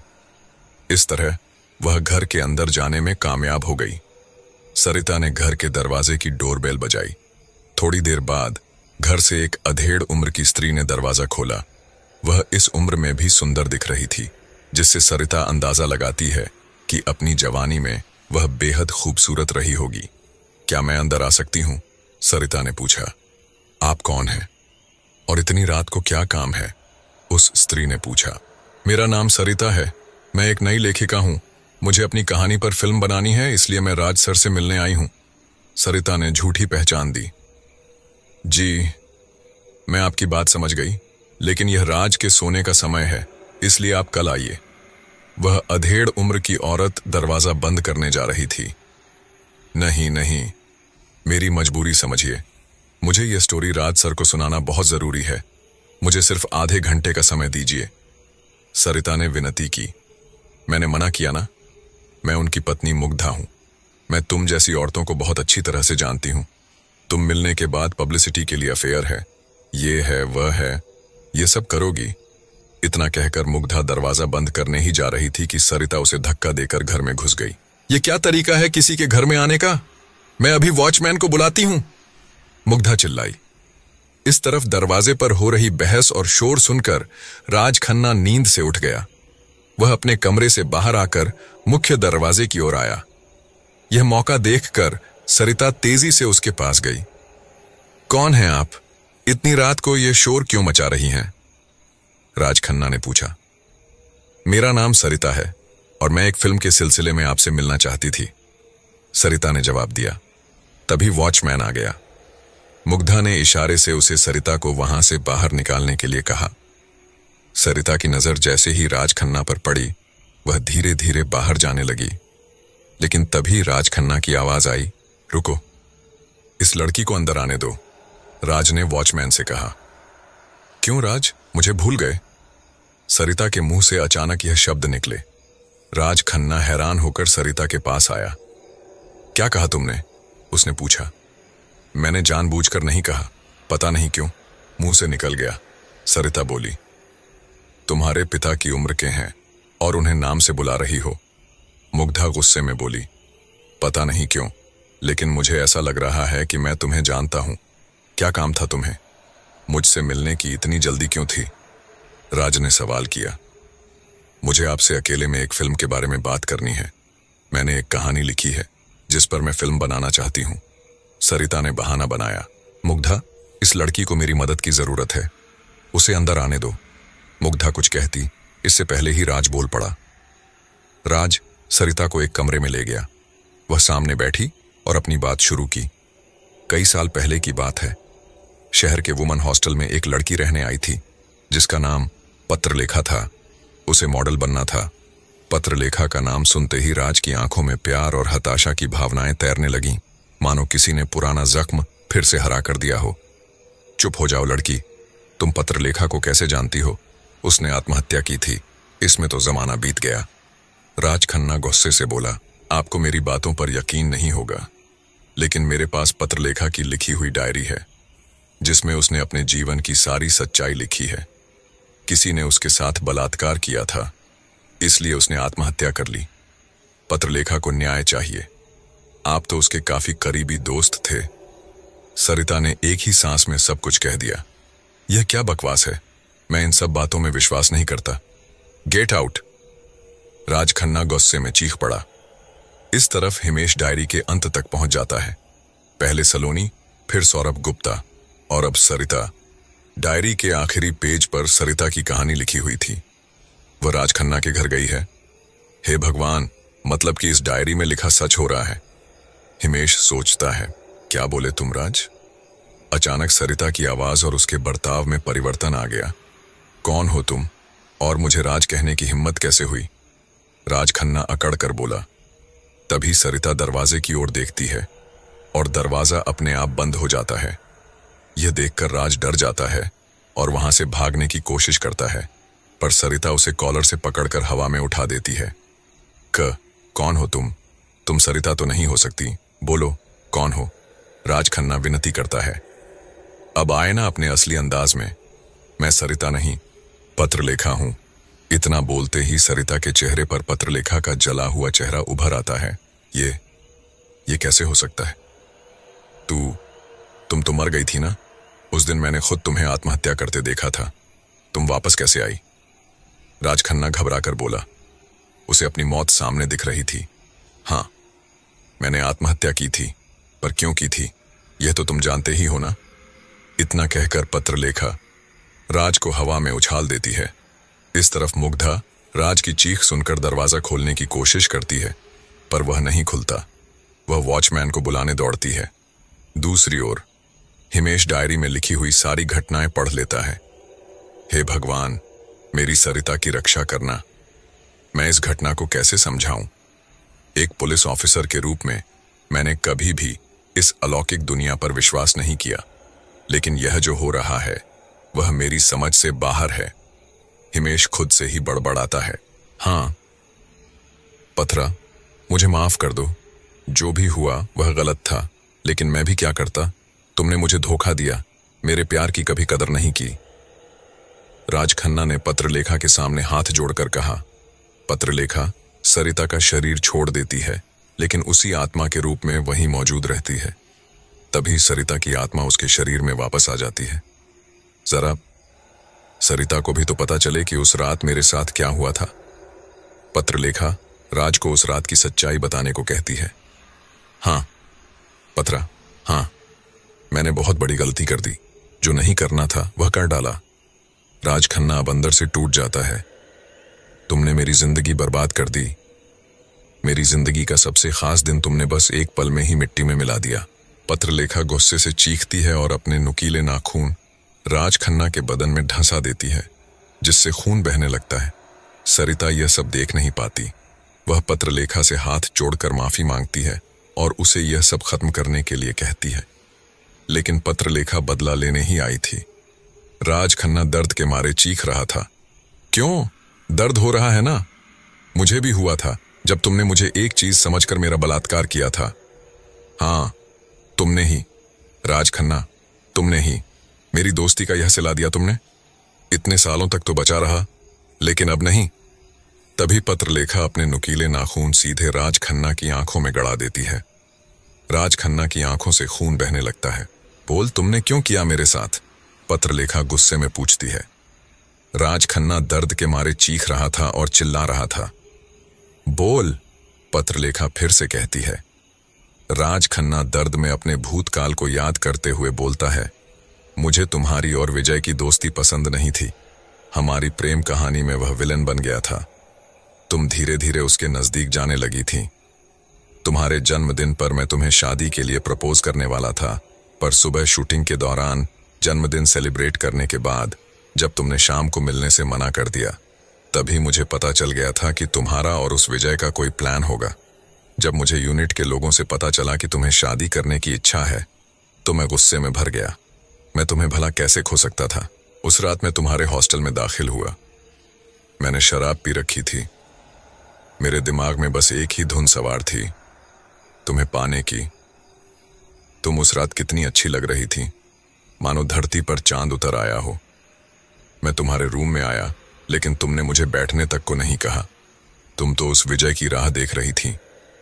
आज भी मैं उसी की राह देख रही हूं, शैतान। इतना कहकर पत्रलेखा राज के गाल पर एक जोरदार तमाचा जड़ देती है। इसमें मेरी क्या गलती? आह! दर्द से कराहता राज पत्रलेखा से सवाल करता है, क्या गलती है? अभी भी तुम्हें समझ नहीं आया? पत्रलेखा गुस्से में चीख कर बोलती है, मुझे थोड़ा थोड़ा याद आ रहा है। राज पुरानी बातों को याद करते हुए बड़बड़ाता है। मैं बताती हूँ, मुझे सब कुछ याद है। मेरी आप बीती, मेरा बलात्कार करके तुम मुझे छोड़कर चले गए। मैं अपवित्र हो गई थी। मैं विजय का सामना कैसे करती, इसलिए मैंने आत्महत्या करने का निर्णय लिया। मैंने अपनी सारी आप बीती उस डायरी में लिख दी थी। मुझे लगा था कि मुझे न्याय मिलेगा, पर अफसोस, कुदरत तुम्हारे साथ थी। विजय ने मुझे जलते हुए देख लिया, इसलिए वह मुझे बचाने के लिए ना आए। मैंने बालकनी से छलांग लगा दी। मेरी डायरी ही मेरी गवाही थी, लेकिन तुम वापस मेरे रूम में आकर सब सामान इधर उधर कर चुके थे, क्योंकि तुम्हें डर था कि अगर तुम्हारे खिलाफ सबूत मिला तो तुम अपराधी साबित हो जाओगे। इसलिए तुमने वह डायरी स्टोर रूम में छिपा दी। मेरी आत्महत्या का सबूत उसी कमरे में कैद हो गया। मेरी मानसिक बीमारी के बारे में विजय अच्छे से जानता था, इसलिए वह भी यही मान बैठा कि मैंने आत्महत्या की है। पर तुम, पुलिस की पूछताछ के बावजूद, तुमने अपना गुनाह कबूल नहीं किया। मुझे मानसिक रूप से बीमार करार दे दिया। अब कौन तुम्हारे कर्मों की सजा देगा? पत्रलेखा ने अपनी आप बीती सुनाई। सरिता यह सब सुनकर टूट गई और जोर जोर से रोने लगी। हाँ, पर मुझे जाने दो, मेरा परिवार है अब। राज को अब अपनी मौत साक्षात दिख रही थी। बस, बहुत हुआ। इतना कहकर पत्रलेखा अपने नाखून राज के गले में गड़ा देती है। आह। धीरे धीरे यह दर्द भरी आवाज थम जाती है और राज खन्ना की मृत्यु हो जाती है। सरिता ने यह सारी घटना अपनी आंखों के सामने देखी थी। एक आत्मा का प्रतिशोध वह पहली बार देख रही थी। हिमेश भी यह सब डायरी के माध्यम से पढ़ रहा था। कमाल की है कुदरत भी। न्याय तो सबको मिलता है, किसी को जल्दी तो किसी को देर से। हिमेश को लगा कि अब डायरी में लिखना बंद हो जाएगा, लेकिन तभी डायरी में आगे लिखा जाने लगता है, मुझे अभी आधा ही न्याय मिला है सरिता, अब तुम्हारी बारी। सरिता को छोड़ दो, उसने तो तुम्हें न्याय दिलाया था। हिमेश डायरी पढ़ते हुए खुद से ही बोलता है, पर वहां कोई सुनने वाला नहीं था। हिमेश अब सरिता को बचाने के लिए राज खन्ना के बंगले जाने का फैसला करता है। तभी उसके फोन पर पुलिस कमिश्नर का कॉल आता है। हिमेश फोन उठाकर बोलता है, सर, जाने माने डायरेक्टर राज खन्ना की मौत हो गई है, मैं वहीं जाने के लिए निकल। हिमेश को बीच में रोकते हुए पुलिस कमिश्नर बोलते हैं, तुम्हें किसने बताया? उनके घर में कोई स्त्री जबरदस्ती घुस गई है और राज को एक कमरे में कैद करके रखा है। उनकी बीवी मुग्धा ने अभी मुझे फोन किया था। लेकिन सर, राज खन्ना की मौत हो गई है, अभी थोड़ी देर पहले ही, और उसके घर में घुसने वाली स्त्री मेरी पत्नी है, सरिता। हिमेश सच्चाई बता देता है। क्या क्या कह रहे हो? अब तुम्हारी पत्नी खूनी बन गई है? जल्दी से वहां पहुंचो और उसे अरेस्ट करो। अगर मीडिया को पता चला कि कातिल एक पुलिस वाले की बीवी है तो हंगामा मच जाएगा। पुलिस कमिश्नर गुस्से में आ जाते हैं। सर, मैं आपको समझा सकता हूं। हिमेश कुछ कहता, इससे पहले ही फोन कट जाता है। इस तरफ सरिता भयभीत होकर पत्रलेखा के सामने हाथ जोड़कर खड़ी होती है, मानो वह अपनी जिंदगी की भीख मांग रही हो। तभी बंद दरवाजे पर एक जोरदार प्रहार होता है। अपने आप को पुलिस के हवाले कर दो। राज खन्ना को कुछ भी हुआ तो तुम बच नहीं पाओगी। हम ज्यादा देर इंतजार नहीं करेंगे, एक पुलिस अधिकारी ने चेतावनी दी। उसके पास ही मुग्धा और वॉचमैन चिंता में खड़े थे। अब क्या होगा? सरिता पत्रलेखा से पूछती है। मैं तो एक आत्मा हूं, मुझे क्या होगा? मुझे पुलिस का कोई डर नहीं, लेकिन राज खन्ना की मौत के मामले में तुम जरूर फंसोगी। मेरी बात मानो, मैं तुम्हें मुक्त कर दूंगी। पत्रलेखा सरिता को अपनी बात मनवाने के लिए कहती है। लेकिन हिमेश का क्या होगा? मैंने तो आपकी मदद की ना, मुझे बचा लो, मैं मरना नहीं चाहती। सरिता पत्रलेखा से विनती करती है। मैं भी ऐसे ही विजय के बिना मरी थी। आज भी मैं उसे मिलने की चाह में हूं। मैं उसकी राह आज तक देख रही हूं। मैंने तुम्हें डायरी पढ़ने से मना किया था, फिर क्यों पढ़ी? पत्रलेखा सरिता को धमकी देती है। तभी पुलिस एक धमाके के साथ दरवाजा तोड़ती है। दरवाजा टूटते ही पुलिस के सामने राज खन्ना की खून से लथपथ लाश पड़ी थी। राज की लाश देखकर पुलिस समझ जाती है कि उसका खून सरिता ने किया है। पुलिस अधिकारी सरिता को पहचानता था। वह सरिता को देखकर एक पल के लिए स्तब्ध रह जाता है और कहता है, अरे सरिता मैडम, आपने खून किया? हाँ, यही खूनी है। मुग्धा राज की लाश देखकर जोर जोर से रोने लगती है और रोते हुए चिल्लाती है, मुझे धक्का देकर घर में घुस आई और झूठ बोला कि वह लेखिका है। मुग्धा पुलिस अधिकारी के पास जाकर कहती है, अपने आप को संभालिए मैडम, सरिता मैडम खूनी हो ही नहीं सकती। यह इस शहर के सबसे जाबाज पुलिस अफसर हिमेश सिंह की पत्नी है। वह पुलिस अधिकारी मुग्धा से कहता है। सरिता अब समझ जाती है कि उसके बचने का कोई चांस नहीं है। तभी पत्रलेखा उसके शरीर में प्रवेश कर जाती है। वह अपने पैर से पुलिस अधिकारी को जोरदार लात मारती है, जिससे वह दूर जाकर गिरता है। फिर सरिता मुग्धा को हवा में उठाकर बोलती है, हाँ, मैंने ही इस पापी का खून किया। तेरा पति एक बलात्कारी था। ना जाने कितनी ही लड़कियों की जिंदगी बर्बाद कर दी तुम्हारे पति ने। तुम उसकी हकीकत नहीं जानती। तुम निर्दोष हो। मैं तुम्हें कुछ नहीं करूंगी। इतना बोलकर सरिता उसे छोड़ देती है। उसे छोड़ते ही मुग्धा बेहोश हो जाती है। पूरी पुलिस टीम मुग्धा की ताकत देखकर हैरान थी। तभी सरिता उस कमरे की दीवार पर छिपकली की तरह चढ़कर छत पर पहुंच जाती है। यह सब पुलिस अपने कैमरे में रिकॉर्ड कर रही थी। कोई पकड़ो उसे, बचकर भाग न जाए। बाहर जाने वाले सारे रास्ते ब्लॉक कर दो, लेकिन कोई गोली नहीं चलाएगा। यह हिमेश सर का आदेश है। एक पुलिस अधिकारी सभी को सूचना देता है। सरिता छत पर पहुंचकर वहां मौजूद बिजली के तारों को खुरेद देती है, जिससे शॉर्ट सर्किट हो जाता है। उसमें से कुछ चिंगारी सरिता के ऊपर गिरती हैं और उसका शरीर आग पकड़ लेता है। पुलिस की टीम पानी की व्यवस्था करने में जुट जाती है। तभी वहां हिमेश पहुंचता है। एक पुलिस अधिकारी हिमेश को छत की ओर इशारा करके बताता है, पूरा जलने से पहले एक आखिरी बार देख ले। पत्रलेखा सरिता से कहती है, कहाँ है हिमेश? अचानक पत्रलेखा की आवाज सुनकर सरिता होश में आती है। सरिता थोड़ी दूरी से हिमेश को भागते हुए देखती है। तभी उसे बहुत ज्यादा पीड़ा होने लगती है। वह कुछ समझ नहीं पाती। जब उसका ध्यान अपने शरीर पर जाता है तो देखती है कि वह सुलग रहा था। अब बस कुछ ही पल, उसके बाद तुम्हारी मुक्ति इस दोगले समाज से, इस दर्द भरी दुनिया से। सब तुम्हें ही खूनी मान रहे हैं और राज जैसे गुनहगार इस दुनिया में आराम से घूम रहे हैं। मैं तुम्हें दूसरे लोक में मिलूंगी। इतना कहकर पत्रलेखा अदृश्य हो जाती है। हिमेश पूरी ताकत जुटाकर छत पर पहुंचता है और जलती हुई सरिता को बचाने के लिए छलांग लगाता है, लेकिन सरिता ऊंचे तारों से लटक रही थी। अब तो वह किसी होलिका की तरह जल रही थी। तभी उसके हाथों की पकड़ छूटती है और वह छत पर गिर जाती है। कोई पानी डालो, जल्दी जल्दी, कंबल ले आओ। सरिता, तुम्हें कुछ नहीं होगा। हिमेश जल चुकी सरिता को अपने हाथों में उठाकर जोर जोर से चिल्लाने लगा। सरिता बस अपनी आंखों से हिमेश को कुछ कहना चाहती थी। वह इतनी ज्यादा जल चुकी थी कि कुछ बोलने की हालत में नहीं थी। उसकी आंखों में हिमेश को आखिरी बार देखने का संतोष नजर आ रहा था।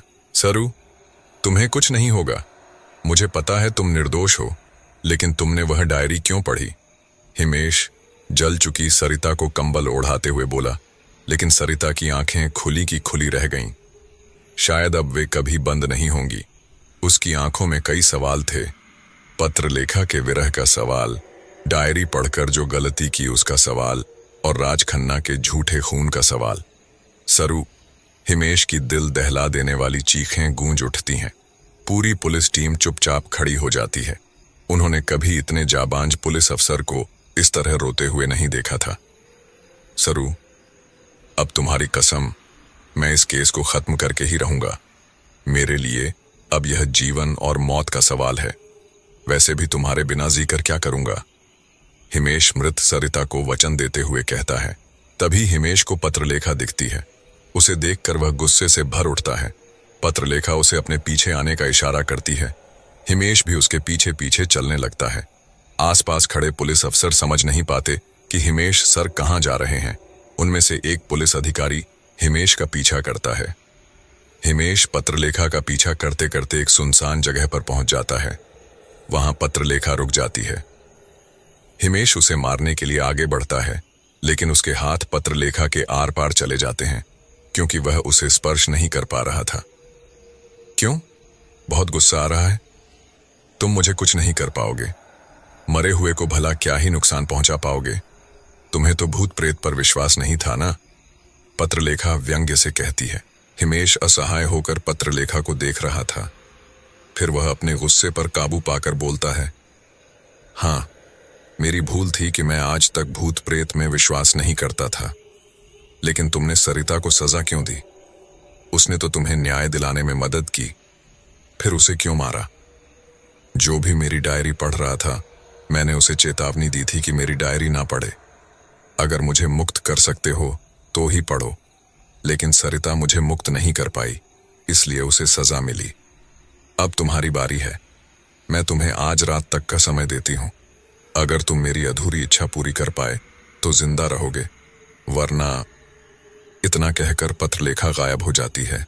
हिमेश समझ जाता है कि इस केस को सुलझाने के लिए उसके पास सिर्फ आज रात का ही समय है।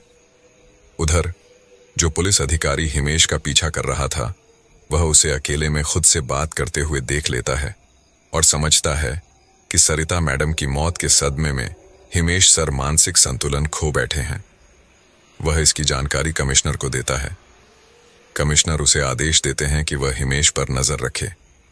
इस बीच न्यूज चैनलों पर राज खन्ना की मौत की लाइव रिपोर्टिंग चल रही थी और खूनी के रूप में सरिता को बताया जा रहा था।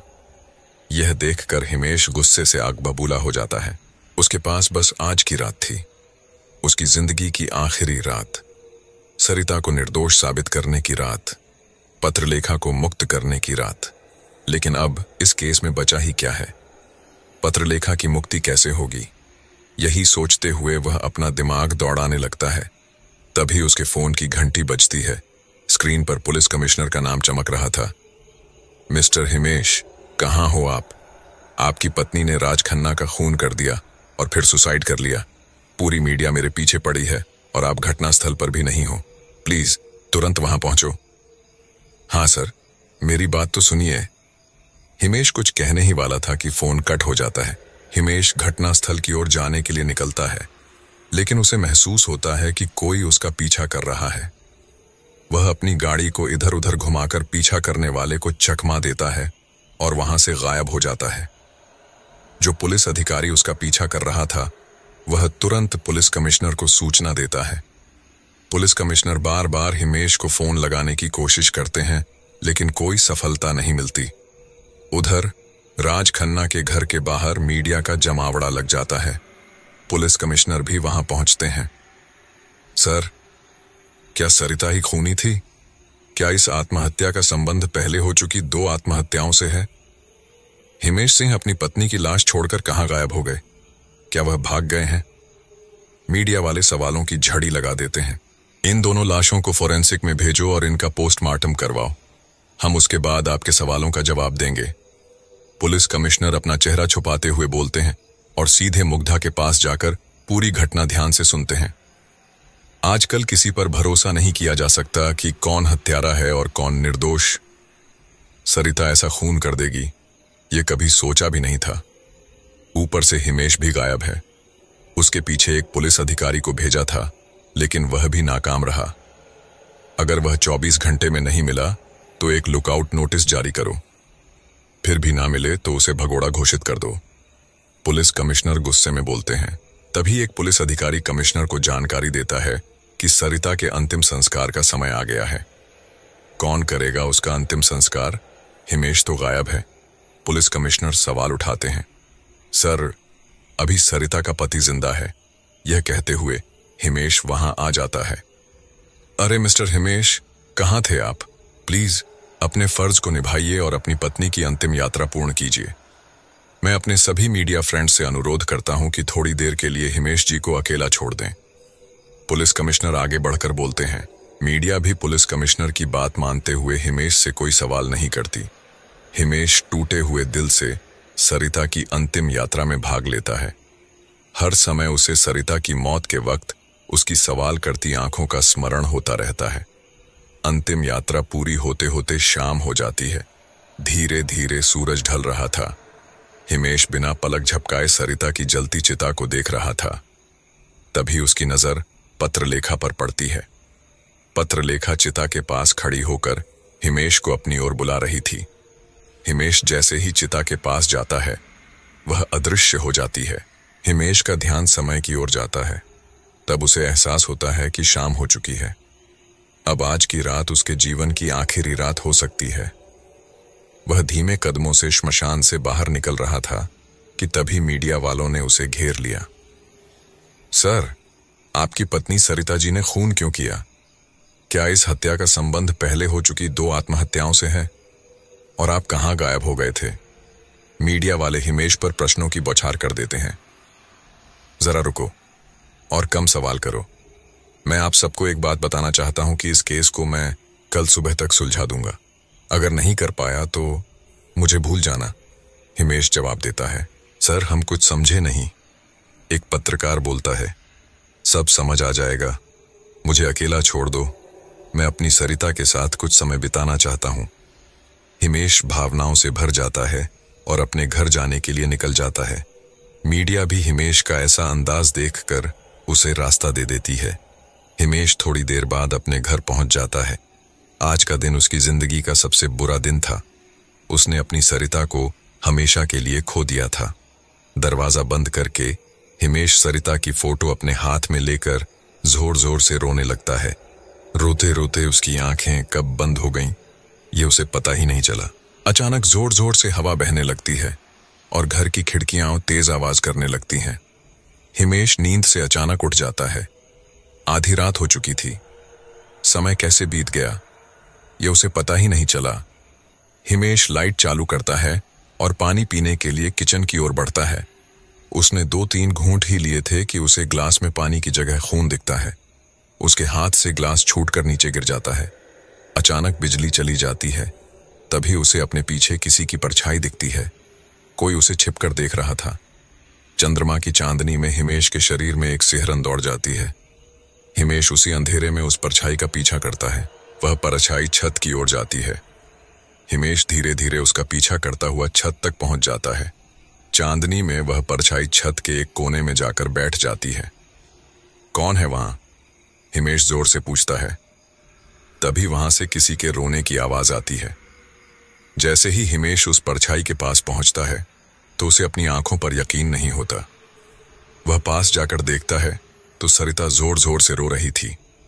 हिमेश उसे देखकर चौंक जाता है और उसके पास बैठ जाता है।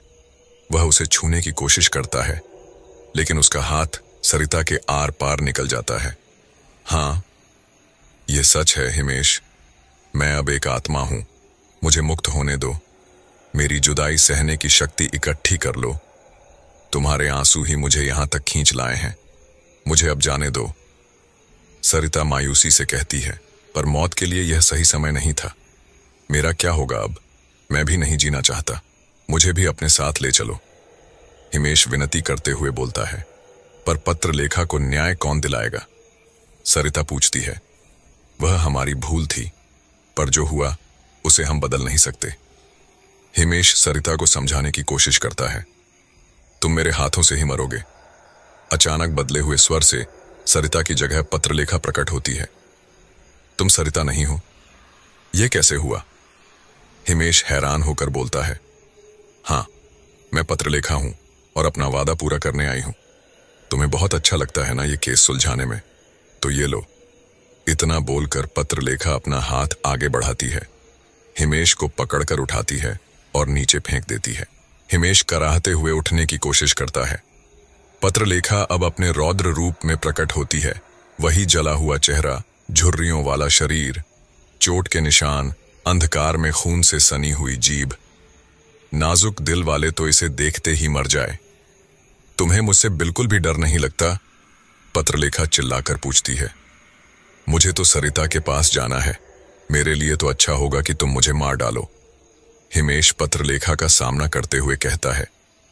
मरेगा तो तू जरूर, पर ऐसे नहीं, तड़प तड़प कर। इतना कहकर पत्रलेखा अपने नाखून हिमेश के पास ढसा देती है और फिर उसके हाथ में भी। हिमेश के शरीर से खून बहने लगता है। यह सारी घटना एक व्यक्ति पत्रलेखा की डायरी में पढ़ रहा था। वह व्यक्ति डायरी लेकर तेजी से हिमेश के घर में दाखिल होता है और दौड़कर छत पर पहुंचता है। इस तरफ पत्रलेखा हिमेश पर जानलेवा वार करने ही वाली थी कि पीछे से वह व्यक्ति चिल्लाता है। पथरा, रुको पथरा, मैं आ गया हूं। तुम्हारा विजय, तुम्हारी जुदाई को पूरा करने। लेकिन पहले इस निर्दोष हिमेश को छोड़ दो। कौन? पत्रलेखा हिमेश को छोड़कर उस आदमी की ओर बढ़ती है। उसके हाथ में डायरी देखकर पत्रलेखा वापस अपने यौवन वाले रूप में आ जाती है। इसके बाद वह जोर जोर से रोने लगती है। वह उस व्यक्ति को छूने की कोशिश करती है, लेकिन वह उसे स्पर्श नहीं कर पा रही थी। अपनी भावनाओं को काबू में रखते हुए पत्रलेखा बोलती है। तुम कहाँ थे विजय? कितने साल बीत गए? तुम्हारे बिना मेरी मुक्ति कैसे होती? ये डायरी मैं तुम्हारे लिए ही लिखती थी, पर यह तुम्हें कहां से मिली? विजय भी अपने आंसू नहीं रोक पाता। वह पत्रलेखा को जवाब देते हुए बोलता है। मैंने यह पूरी डायरी पढ़ ली है। जो कुछ भी तुम्हारे साथ हुआ वह बहुत ही बुरा था। मुझे आज तक यही लगता था कि तुमने आत्महत्या की थी, लेकिन कहीं ना कहीं दिल को पता था कि तुम ऐसा कभी नहीं करोगी। कुदरत के खेल के सामने हम लाचार हैं और यह डायरी मुझे हिमेश ने ही दी है। पत्रलेखा अब हिमेश को सहानुभूति भरी नजरों से देखती है। वह हिमेश से इस रहस्य को सुलझाने के लिए कहती है। हिमेश भी इन दोनों प्रेमियों को देखकर भावनाओं से भर जाता है और कहता है, इस केस में मैं रोज मीडिया वालों से सुनता था कि कोई वृद्ध आदमी इस केस में बहुत दिलचस्पी ले रहा है। उसके बाद मेरी एक मुलाकात भी विजय जी से हुई। तब मुझे उनकी बातें झूठ लग रही थीं, लेकिन जब मैंने यह डायरी पढ़ी और सरिता की मौत हुई, तब मैं समझ गया कि जब तक विजय जी यह डायरी नहीं पढ़ लेते तब तक पत्रलेखा की मुक्ति नहीं होगी। इस केस की जो मिसिंग लिंक थी वह विजय जी ही थे। अगर पहले ही मैं इस मिसिंग लिंक को ढूंढ लेता तो शायद इतने लोगों की जान नहीं जाती। हिमेश का खुलासा सुनकर विजय जी जोर जोर से रोने लगते हैं और कहते हैं, जीते जी तो हम कभी एक ना हो पाए, लेकिन मरने के बाद तो एक हो सकते हैं। इतने सालों बाद मुझे अपने प्यार का पता चला है। अब मैं ज्यादा देर इस जुदाई को सहन नहीं कर पाऊंगा। इतना कहकर विजय जी अपनी जेब से एक छुरी निकालते हैं और अपने गले पर फेर लेते हैं। उनके गले से खून की धारा बहने लगती है और वह वहीं गिर जाते हैं। हिमेश कुछ समझ पाता उससे पहले विजय जी की आत्मा उनके शरीर से बाहर निकलती है और पत्रलेखा के साथ अदृश्य हो जाती है। अगले दिन हिमेश ने अपने वादे के मुताबिक एक प्रेस कॉन्फ्रेंस बुलाई। उसमें उसने अपने साथ घटी सारी घटनाएं बताईं, लेकिन इसके बाद समाज में उसे पागल समझा जाने लगा। उसने अपना बाकी जीवन एक पागल खाने में बिताया, लेकिन कभी कभी सरिता उससे मिलने जरूर आती। पर आप भी ध्यान रखना, कभी किसी की पर्सनल डायरी मत पढ़ना। तो दोस्तों, यह कहानी यहीं पर समाप्त होती है। आप सबने चैनल को इतना प्यार दिया, इसके लिए आपका आभार। इस कहानी पर आपकी प्रतिक्रिया जरूर दें और बताएं किसका रोल आपको बहुत अच्छा लगा। और हम आपसे पूछना कहते हैं कि आपको किस प्रकार की कहानी पसंद है। आप हमें कमेंट करके बताएं, हम पूरा प्रयास करेंगे आप सबकी पसंदीदा कहानी लाने की ओर। ऐसी ही कहानियां लेकर मैं आपको जल्द मिलूंगा। तो दोस्तों, मुझे जरूर फॉलो कर दीजिए ताकि अगली कहानियों का आपको पता चले। आप सबका दिल से धन्यवाद। जल्द मिलूंगा नई कहानी के साथ।